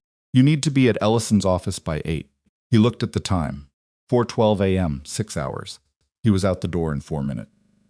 He drove back down the coast road in the dark, and at the junction that would take him south toward the highway, he stopped the car. He sat at the junction for 30 seconds. He thought about Vivian in the gray house 6 miles behind him. He thought about what she had said, I need tonight. He thought about the process server referral in Portland that had not moved yet but could move at any point, and about Harlan's emergency session in the morning, and about the fact that if Harlan established procedural precedent before Ellison's response cleared, the legal complexity multiplied in ways that could take months to untangle. He turned south, he drove. He called Graham as he hit the highway. Tell Ellison's I'll be there at 8. And tell her I need the cooperation framework ready to execute at the same meeting full scope, whatever conditions the federal contact has specified. I want it done in one session, a pause. That's faster than you planned. Harlan changed the plan. Adrian. Executing the cooperation framework voluntarily and completely, that changes the nature of the organization permanently. There's no reversal of that. I know. I just want to make sure you know. Graham, his voice was steady. I know exactly what I'm doing. Make sure Ellison has everything ready. He drove through the dark for 6 hours. He thought about permanence. He thought about what it meant to dismantle something that had taken 3 generations to build. His grandfather had started it. His father had expanded it, formalized it, made it into the kind of structure that accumulated power, the way certain things accumulate mass gradually, through proximity and gravity, until removing yourself from its influence was no longer a simple decision. Adrian had inherited it at 32 and had spent 6 years telling himself he was managing it towards something better. He had been telling himself that story for 6 years, and Harlan Foss had nearly used it to take everything, including Vivian, including his children. He drove. Ellison's office at 8 in the morning had the particular quality of a room in which people had been working all-night coffee cups at irregular intervals, documents in organized stacks that had the slightly disheveled look of having been reorganized multiple times. 2 associates who had the bright-eyed, frantic focus of people running on adrenaline and professional obligation. Ellison herself looked like she always looked precise, slightly severe reading glasses in her hair. She had been awake all night and showed it in no visible way that she would acknowledge. She walked him through the cooperation framework in 45 minutes. It was comprehensive. Covered the legitimate business operations, established federal administrative oversight for a period not to exceed 3 years, protected the 300 employees, created an independent board to govern the restructured entities, and included Adrian's complete voluntary disclosure of the organizational structure that had been operating alongside the legitimate businesses. It was, in Ellison's words, the cleanest possible version of a complicated thing. It was also irreversible. He signed at 9:17. Ellison filed the response to Harlan's emergency session call at 9:29, incorporating the cooperation framework as the cornerstone of Adrian's legal position. Under federal voluntary cooperation provisions, the organizational assets were now under a protected administrative status that Harlan's council resolution had no authority to touch. The emergency session, if Harlan convened it, would have nothing to act on. At 9:53, Stafford Reese called Ellison's office and asked to speak with her. She took the call on speaker, with Adrian in the room. Reese was a careful man. He said what he had to say in precise language that communicated its meaning without committing to anything that could be used directly. He said that his client he did not name. Harlan was prepared to discuss a resolution of the various outstanding matters. He said that the emergency session agenda could be withdrawn if certain assurances were provided. Ellison looked at Adrian. Adrian looked at the phone. "Tell your client," he said, "that I'm not interested in negotiating the terms of his withdrawal. He can withdraw or he can proceed with a council session that has no legal effect and face consequential exposure of the document manipulation scheme as part of the cooperation disclosure." He paused one beat. "That exposure is going in regardless. The question is whether his name appears in it as a subject or as context." Silence on the line. "I'll relay that," Reese said. He hung up. Ellison looked at Adrian. "That was the offer to settle." "I know. Rejecting it means the process gets messier." The process was already messy. Harlan made it messy when he filed that succession claim and put Vivian's pregnancies in the document. His voice was even. "I'm not settling to protect him from the consequences of that." Ellison nodded once. She picked up her pen. By noon, the emergency council session had been formally withdrawn. By 2 p.m., Harlan Foss had retained separate personal counsel, which meant, as Graham noted when he called with the information, that he was now officially protecting himself rather than the council's position. Council was fragmenting. 3 members had already reached out to Ellison's office to inquire about their own exposure. Devon Price's written account was in the hands of the federal contact, who had confirmed its receipt with the particular neutral language of officials who are not yet confirming anything but are clearly moving. The organization that had existed for 3 generations was unwinding. Not violently, not chaotically, with the grinding institutional precision of legal process, which was in some ways more final than violence, because it left nothing to rebuild. Graham called it 3:30. "It's holding," he said. "All of it. The administration is in place, the council is dispersing, Devon's testimony is in the right hands. Harlan is going to be named as a subject, not a defendant yet, but a subject. Celeste is going to be named in Devon." Devon cooperated fully. Ellison's already in conversation with the federal contact about his status. He'll probably come through it with civil rather than criminal exposure if he stays cooperative. Adrian was standing at the window of Ellison's conference room, looking at the city. It was mid-afternoon, and the December light was low and flat, and the city looked very ordinary from this height, not powerful, not threatening, just large and indifferent and continuous. "Done," he said. "The major pieces." Yes, he thought about Maine. About the motel he had driven away from at 4 a.m. About Vivian's hands on the kitchen counter. "I have to go back," he said. Graham didn't respond to that. He understood what it meant. "Be careful," he said instead.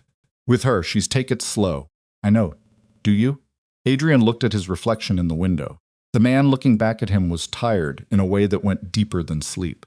Tired in a way that had been accumulating for years, the specific exhaustion of someone who has been performing a certain version of himself for so long that the performance has become indistinguishable from the person, and who is only now, in the aftermath of losing almost everything, beginning to understand what was real underneath it. "I'm learning," he said. He arrived back in Maine at 9 that night. He had called ahead this time. He had texted Vivian from the road, "I'm coming back," not to push. "Just so you're not surprised," and she had replied, after 20 minutes, with a single word, "Okay." He had held that okay in his hands for the rest of the drive north.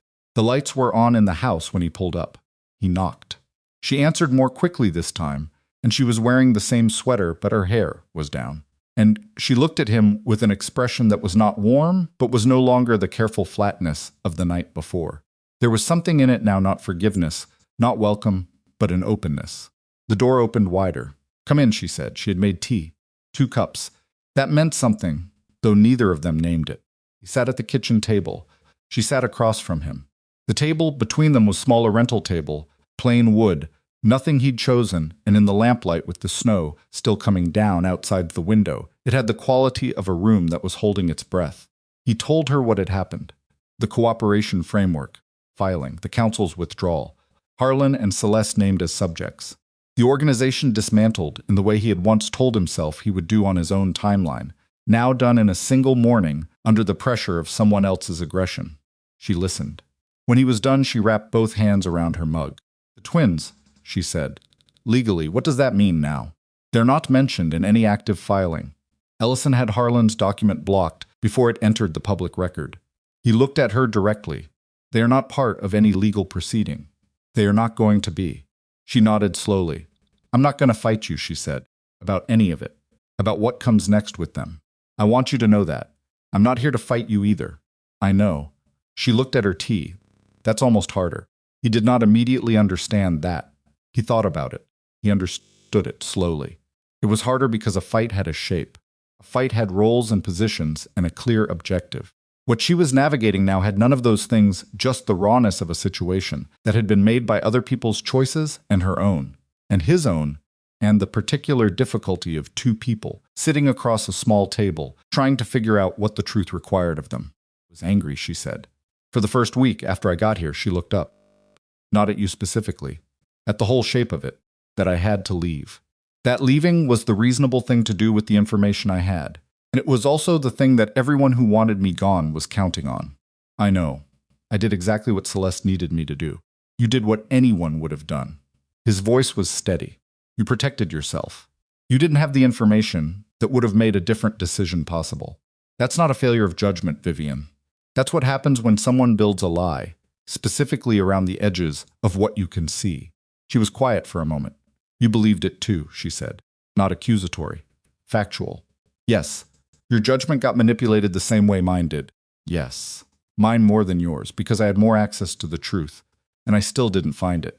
He held her gaze. I believed what confirmed what my pride wanted to believe, that you had left because you chose to, not because you were given a reason to. It was easier than looking at what I might have missed. Vivian looked at him.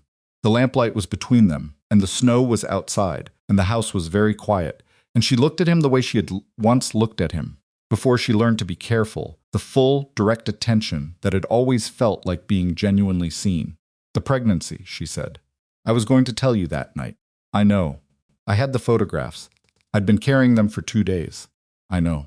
I stood in that hallway, and I thought if I go in there and I tell him now, even if what I'm seeing isn't what I think it is, he's going to feel like I'm using it, like I'm pulling out a card to change the game. Her voice was careful, even. She was a woman who had had weeks to process this and was delivering a processed version. So I left, because I didn't want to be the woman who shows up with a pregnancy to fix a problem.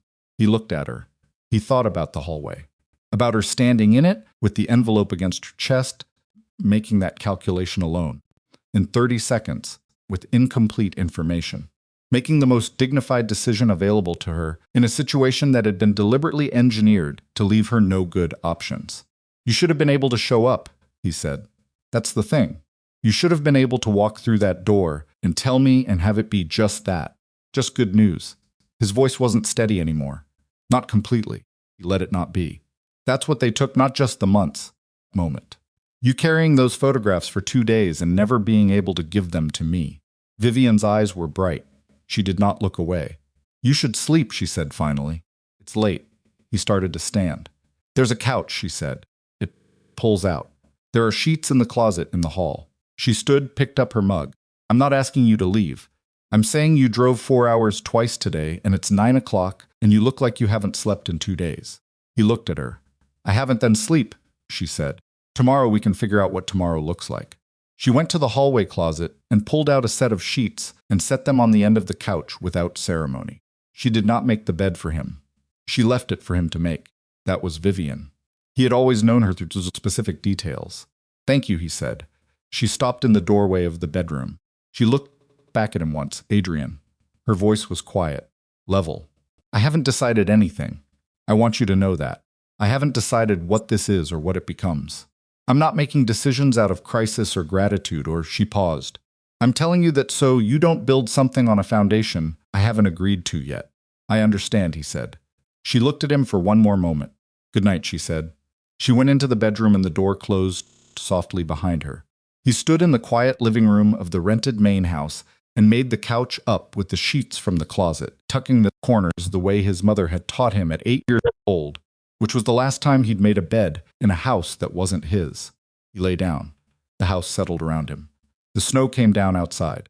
In the bedroom down the short hallway, Vivian was 17 weeks pregnant, with 2 lives that didn't yet know what world they were arriving into. Stared at the ceiling. He thought, this is where it starts, not where it ends where it starts. Whatever gets built from here gets built from this room, this house, this couch, this particular ordinary silence. He had never built anything ordinary in his life. He was going to learn. Somewhere in the distance, the ocean moved against the rocks, patient and indifferent, and completely unimpressed with the architecture of human mistakes. He closed his eyes. In the morning, Vivian made coffee. She set a cup on the kitchen table without asking if he wanted one, and he sat down, and she sat across from him. And outside the window, the snow had stopped, and the morning light was coming in flat and gray, and clean off the water. Neither of them spoke immediately. He drank his coffee. She drank hers. The twins were between them, invisible and present, small and growing and entirely without patience for the difficulty of the adults who were going to be responsible for them. And somewhere south, in a city that was already in motion, the legal machinery that would determine what remained of everything Adrian had been was turning, grinding through its process, producing outcomes, closing doors. And somewhere in Portland office, a process server had received a message that morning from Stafford Reese's firm. Hold the service, pending further instruction. And in New York, Harlan Foss was sitting with his own attorney in a room he had chosen, for the first time in 40 years, out of genuine fear rather than strategic calculation.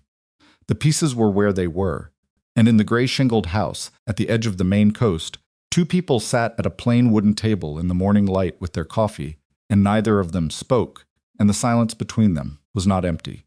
It was the kind of silence that comes just before something either breaks completely or begins, very slowly, to hold. The coffee was the beginning of something neither of them named. Not a reconciliation, not a decision. Just 2 people sitting in the same room in the morning light without either of them leaving, which was, given everything that had happened, more than nothing. Adrian washed his cup when he finished. He did not ask where things went. He opened 2 cabinet doors before he found the right one and put the cup away and stood at the counter for a moment with his back to her. I should go back to the city today, he said. Ellison needs me for follow-up on the federal process. There are things that require my physical presence. Okay, Vivian said. I'll come back. If that's he stopped. Started again. I'd like to come back. Not to push anything. To be here. In whatever way is useful. Vivian looked at her coffee cup. She turned it a quarter turn on the table. Turned it back. There's a prenatal appointment Thursday. In Rockport. 40 minutes. He was quiet. I'm not asking you to come, she said. I'm just telling you. I'd like to come, he said.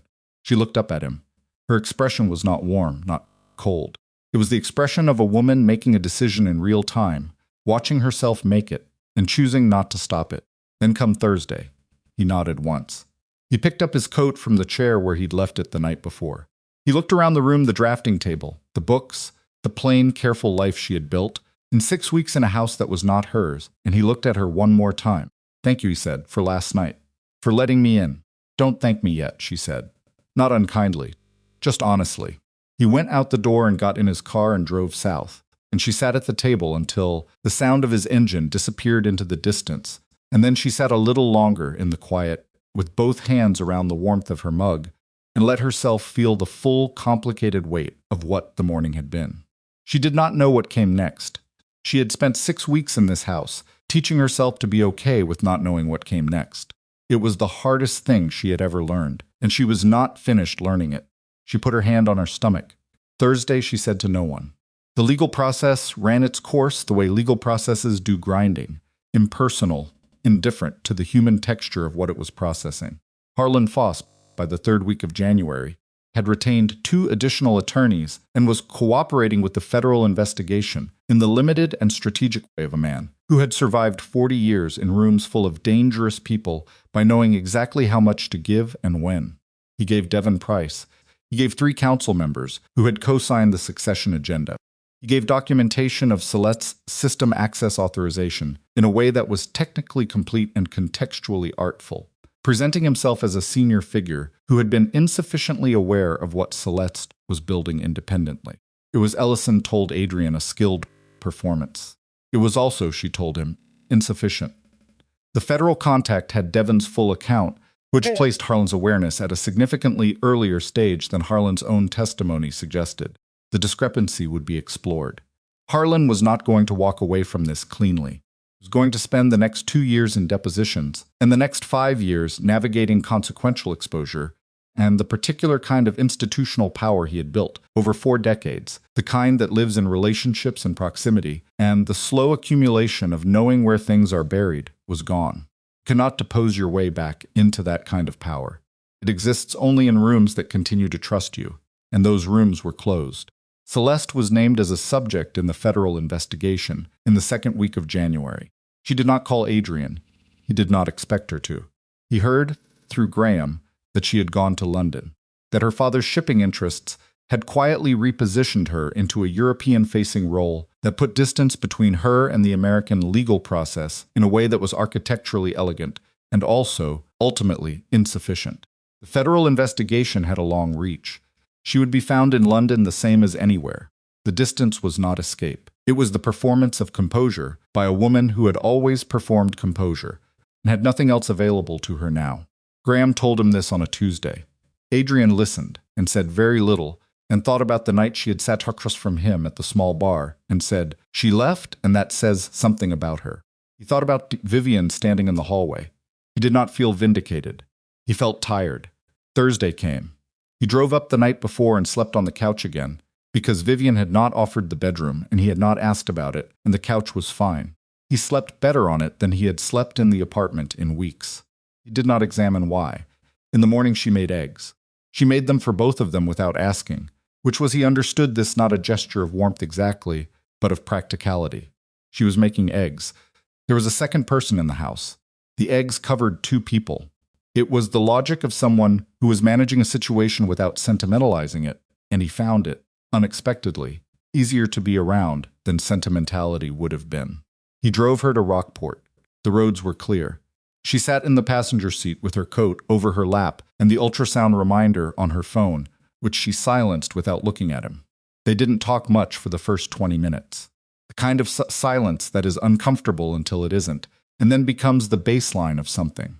"Tell me about the independent board," she said somewhere around the halfway point. He looked at the road. "What do you want to know?" "Who's on it?" he told her. She asked specific questions about the legal structure of the oversight, about what operational authority the board held versus what remained with him, about the timeline for the 3-year federal administration period. They were the questions of a person who understood institutional structures, which she did architecture, and development had given her a functional literacy in the way organizations worked that a lot of people in her position would not have had. He answered directly. She pushed back on 2 points, asked him to clarify a third. Clarified it. By the time they reached Rockport, she had a clearer picture of the restructured organization than most of the people directly involved in it. The employees, she said, the 300. Protected under the administration. Their contracts are honored, their benefits continue. The legitimate operations run normally under the board. The administration doesn't touch their day-to-day. He paused. "I've personally communicated with the senior staff. They know what's happening and why." She looked out the passenger window. "That mattered to you?" "Yes." "The people who didn't know what the organization was, who just showed up to work?" "Yes." She was quiet for a moment. "That's the first thing you've said about any of this that sounds like you decided it, not your attorney." He let that sit. "It was my decision," he said. She advised on structure. "The decision to protect them first, before anything else, was mine." Vivian looked at him. She didn't say anything else. Parked and went inside. Dr. Patel ran the appointment with the same brisk efficiency Vivian had described.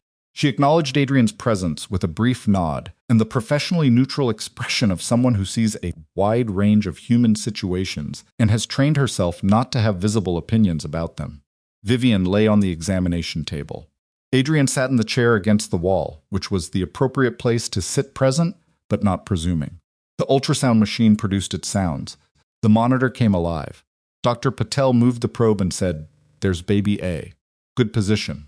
Measuring right on schedule. She adjusted. And there's baby B. The monitor showed two distinct shapes. Two distinct movements, the particular fidgety, autonomous movement of small lives that are already doing their own thing, regardless of what the adults around them are arranging. Adrian looked at the screen. He had prepared himself for this, or thought he had.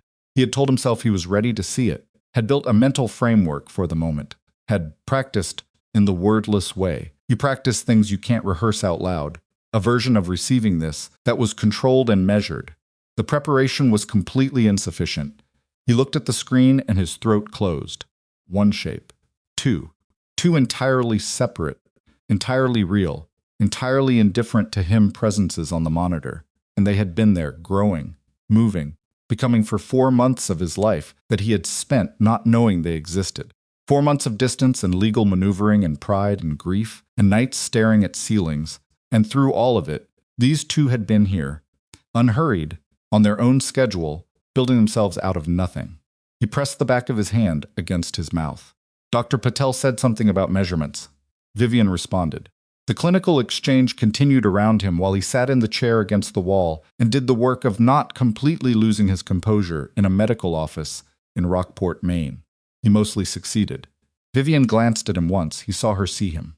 She looked back at the monitor, but something in her face had shifted fractionally, the way things shift in Vivian's face, small and real and visible only if you know what to look for. He had spent 2 years learning what to look for. After the appointment, walking back through the parking lot, she handed him the ultrasound photograph. Not both copies. One. She kept one and gave him one, and she did it without making a moment out of it, just transferred it from her hand to his while they walked. He looked down at it. Thank you, he said. Don't make it weird, she said. He almost laughed. It was the first time in months that his chest had done that particular thing, the involuntary loosening of something that had been locked down. He didn't make it weird. He drove her home. February arrived. Adrian bought a house. Not the main house that was Vivian's rental, her space, and he understood the distinction completely. He bought a property 12 minutes away by car, a small place on a wooded lot that needed work, and he made no announcement about it and offered no explanation. He simply told Vivian, on one of the Thursday drives, that he had bought a place nearby and was going to be spending more time in Maine. She looked out the window for a moment. How much work does it need? She said. Significant. What kind? Kitchen is original from the 70s. 2 bathrooms need full renovation. The windows are inefficient. There's a structural issue in one corner of the foundations that needs to be addressed before winter next year. She was quiet. I could look at it, she said. If you want a second opinion on the scope, he glanced at her. I would. She came the following week. She walked through the house with the particular quality of attention she brought to spaces, not the casual observation of a guest, but the functional assessment of someone who saw structure and potential and problems simultaneously. She crouched to look at the foundation corner. She tested a window sash. She stood in the kitchen for 2 minutes without speaking, turning slowly, reading the room. She told him what she saw, directly, without softening the assessment or overselling the potential. Kitchen was salvageable, but would require complete gutting. The bathrooms could be done in sequence, without making the house unlivable. The windows were the priority thermal efficiency before aesthetics, the foundation repair concurrent with the window replacement to capture the work while the crews were staged. The bones are good, she said. It's all surface damage, and the one structural issue. Can you help me with the plans, he said. She looked at him. I'm not asking you to do the work, he said. I'm asking if you'd be willing to consult on the design. Pay your studio rate. She almost said something that stopped itself. Think about it, she said. She did think about it. 3 days later, she sent him a preliminary sketch, just the kitchen, just a rough layout, pencil on drafting paper, scanned and emailed without preamble. He opened it at the kitchen table of the motel he was still staying in during his Maine visits and looked at her handwriting in the corner where she'd noted the measurements, and he sat with the sketch for a long time before he replied. He wrote, "This is exactly right. When can we talk through it?" She replied, "Saturday." They talked through it on Saturday, and the following Saturday, and the one after that. The house became a conversation that neither of them had to name as anything other than a house. It was a functional exchange, dimensions and materials and sequencing and cost, and within that functional exchange, something else was happening. Something that had no pressure on it because Zit lived inside a practical container and could be approached without requiring either of them to acknowledge what it might mean. He learned things. He learned that she had an opinion about windows that was almost personal in its conviction. Thermal performance was not negotiable. She told him once. She had lived in a cold climate house with bad windows, and it was the kind of thing that made you feel the failure of the space every single day. He learned that she drew differently in pencil than in digital, that her pencil drawings were looser and faster and showed the thinking in a way the finished digital plans didn't. He learned that she took her prenatal vitamins with orange juice and made a face about it every time. She learned things too. He could tell from the way she watched him that she was calibrating, building an updated picture of who he was in the absence of the world he had come from. She was watching what he did when no one was performing, when the organization was not the context, when it was just a man trying to figure out how to replace a kitchen and show up on Thursdays. He tried to be worth watching. March. Vivian was 26 weeks along, and the pregnancy had the particular demanding physical quality of twin pregnancies. In the third trimester, she was tired, in a way that was different from early tiredness, heavier and more insistent, and she had developed a habit of stopping in the middle of conversations to just breathe. Pause that had nothing to do with what was being said, and everything to do with the physical reality of carrying two lives in a body that was working very hard. She told him one evening that her lower back had been difficult. He said nothing for a moment. Then he said, "Can I?" and stopped. She looked at him. "There's a thing," he said, with a specificity of awkwardness that she had never seen on him before. "I used to do. When you had the tension in your neck. I don't know if you want." "Yes," she said, not eagerly, but without hesitation. He sat behind her on the couch and worked the muscles along her lower back with his hands, carefully, for 20 minutes, without speaking. She sat forward with her elbows on her knees and her eyes closed, and at some point the tension in her shoulders released visibly, like something unlocking, and she exhaled a breath she had probably been holding for hours. Kept going. When he stopped, she sat still for a moment. "Thank you," she said. "Yeah," he said. Neither of them moved immediately. "Adrian," she said. "Yeah, I still remember that night." Her voice was quiet, not accusatory. "Just true. I'm always going to remember that night. I need you to know that." "I know," he said. I'm not telling you that to hurt you. I'm telling you because I need to say it out loud, that I was right to leave. Given what I knew, I was right. You were right," he said, "and I would leave again. If I ever had reason to believe that what I thought I saw was real, I would leave again and I would not feel guilty about it." He was quiet for a moment. "You should," he said. "Leave. If that ever happened." He paused. "It won't. But you should know that I think you should." She turned slightly and looked at him over her shoulder. He looked back at her. "I know I don't get to tell you what this is," he said. "I know I don't get to name it or decide it. I know the deciding is yours." He held her eyes. "I'm not here to collect on anything. I'm not keeping a tally. I'm just here." She looked at him for a long moment. She turned back and looked at the window. "Okay," she said. The twins came early. 34 weeks, which the doctors had called a possibility, and Vivian had filed under things she was prepared for and found, when it happened, that you cannot fully prepare for. Her water broke at 3 in the morning on a Thursday. Of course it was Thursday, and she called Adrian from the bathroom floor. Not because she was dramatic, but because the floor had seemed like the safest place to sit, and her phone was in her hand, and his was the number that was there. He answered on the first ring. "I'm coming," he said, before she had finished explaining. "I'm okay," she said. I'm coming, call doctor. Tell. I'll be there in 12 minutes.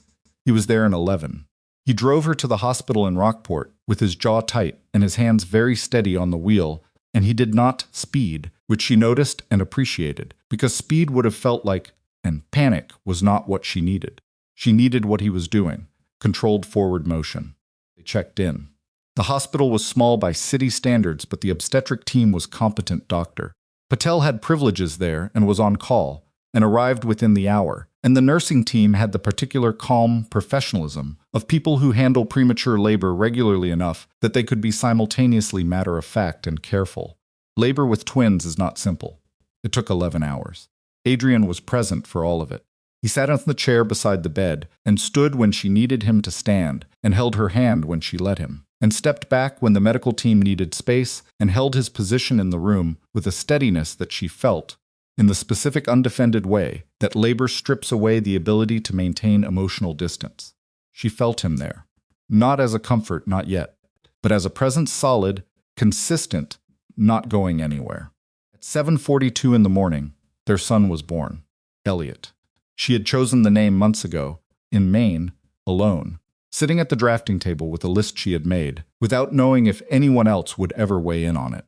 He was small, premature small, with the particular fragile appearance of a baby who has arrived before the last stage of preparation, and he was put immediately into the hands of the NICU team, who assessed him with speed and expertise.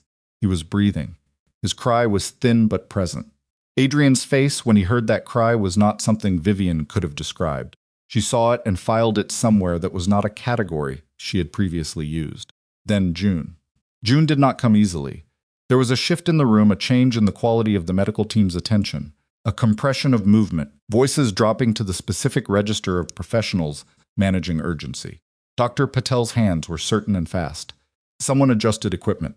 Someone else spoke in the shorthand of people who have rehearsed exactly this situation. Adrian moved to the side of the bed and took Vivian's hand. She gripped it, not because she had decided to, because her hand closed around his before her mind issued the instruction, and she held on with the full force of someone who is terrified and cannot express it any other way, and he held back with a steadiness that did not flinch, and neither of them spoke. The room did its work. At 8:19, June arrived. The silence that preceded her first sound was the longest silence of Adrian's life, longer than any negotiation, any confrontation, any moment in any room he had ever stood in. It lasted 4 seconds. Then she cried. Vivian made a sound she had never made before. Not quite a sob, not quite a laugh, something that had no category and didn't need one. She pressed the back of her free hand against her mouth, and her shoulders shook, and she held onto Adrian's hand, and he stood beside her and said nothing, because there was nothing to say that was equal to the moment. June was taken to the NICU with her brother.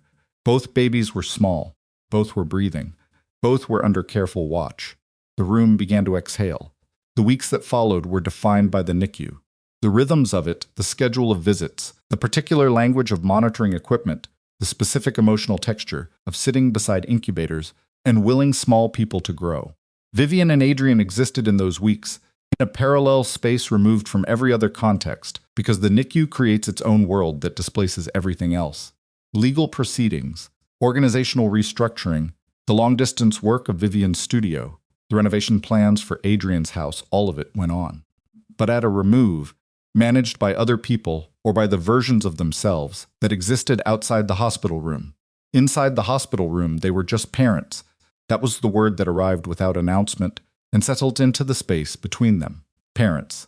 They had not used it before the birth. They had not had the conversation that would have made it a decided thing. But after Elliot and June, the word was simply accurate, and accuracy has a way of cutting through even the most complicated relational geometries. Adrian drove to the hospital every morning at 7. He sat with whichever baby was having the harder day. They took turns, which the nurses said was common, and he held them when he was allowed to hold them, and watched them when he wasn't, and he learned the specific patience of a person who cannot solve the situation with any tool that has ever worked for him before.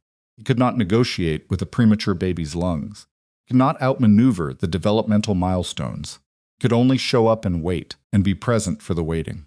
He did it every day. Vivian watched him do it. She did not tell him what she saw when she watched him.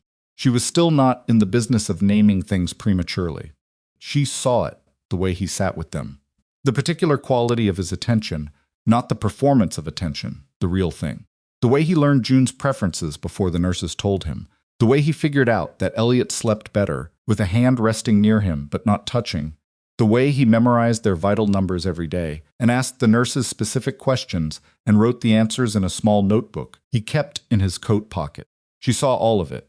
She filed it in the category that was not a previous category. Elliot came home first. 5 weeks old and 5 pounds 4 ounces, and he came home to Vivian's rental house, which Adrian had quietly helped prepare, not by taking over, by asking what was needed and doing that specific thing and nothing else. Crib assembled. A monitor set up. The particular small domestic logistics of a new life arriving into a space. June came home 10 days later. The day June came home, Adrian carried her in from the car while Vivian carried Elliot, and they stood in the living room of the rental house with both babies, and Vivian looked at him across the room. Neither of them spoke. spoke for a moment. Hi, she said. To the room, to the situation, to the fact of them being here like this. Hi, he said. It was not a declaration. It was also not nothing. Summer. The renovation on Adrian's house was complete by July. Vivian had designed the kitchen and the main bathroom and had quietly expanded her involvement to include the layout of 2 small bedrooms that were currently empty and had windows that looked out over the wooded lot. She did not say what the rooms were for. He did not ask. He moved in on a Saturday in late July, and Vivian came with the twins in their carriers and walked through the finished house and looked at what had been done with her plans. Kitchens was clean and functional and made of materials that were built for use rather than display. The windows were correct. The structural repair was invisible, as structural repairs should be. It's good, she said. It is, he said. Thank you. She stood in the kitchen for a moment. I used to think, she said, not looking at him, looking at the window over the sink, the particular frame of light it made, that when things broke past a certain point, you were done. That there wasn't a version of repair that was real repair. That it was just making something new and calling it by the old name. He waited. I'm not sure that's true, she said. Anymore. It was very still. I'm not saying I know what this is, she said. I'm still not saying that. I reserve the right to not know what this is for as long as I need to. She turned and looked at him. But I think the door is open. And I think I'm leaving it open because I want to, not because I don't have anywhere else to go. He looked at her. That's enough, he said. That's more than enough. She looked at him for a long moment, with the summer light coming through the new windows, and Elliot making a sound in his carrier that would escalate in approximately 30 seconds. Don't make it weird, she said. He almost laughed again. Getting better at that. September. The first steps happened on a Sunday. Elliot went first. He had been standing against furniture for 2 weeks, and had the particular determined quality of a baby. He decided that walking is a problem to be solved rather than a skill to be developed. He let go of the coffee table, took 3 lurching steps toward Adrian, and sat down hard on the rug. Adrian caught him on the way down. Across the room, Vivian steadied June, who had watched her brother's attempt with an expression of scientific skepticism and was now reassessing her own timeline. June waited 4 minutes. She had always been the one who waited, who processed, who did things when she had decided rather than when the moment seemed available, and then walked 6 steps to Vivian without warning. Vivian caught her and held her and looked up. Adrian was across the room with Elliot. Their eyes met. There was no language for that moment that did justice to it. Vivian had thought about this once, about the moments that don't need framing, that exist outside the structures of decision and consequence and history and become simply what they are. This was one of those moments. 2 people across a room, each holding a child, in a house that had been rebuilt from the things that had been broken, and the light was ordinary September light, and the room smelled like coffee and the faint cedar of the new construction, and nothing about it was cinematic, just true. Vivian invited him to stay for dinner that evening.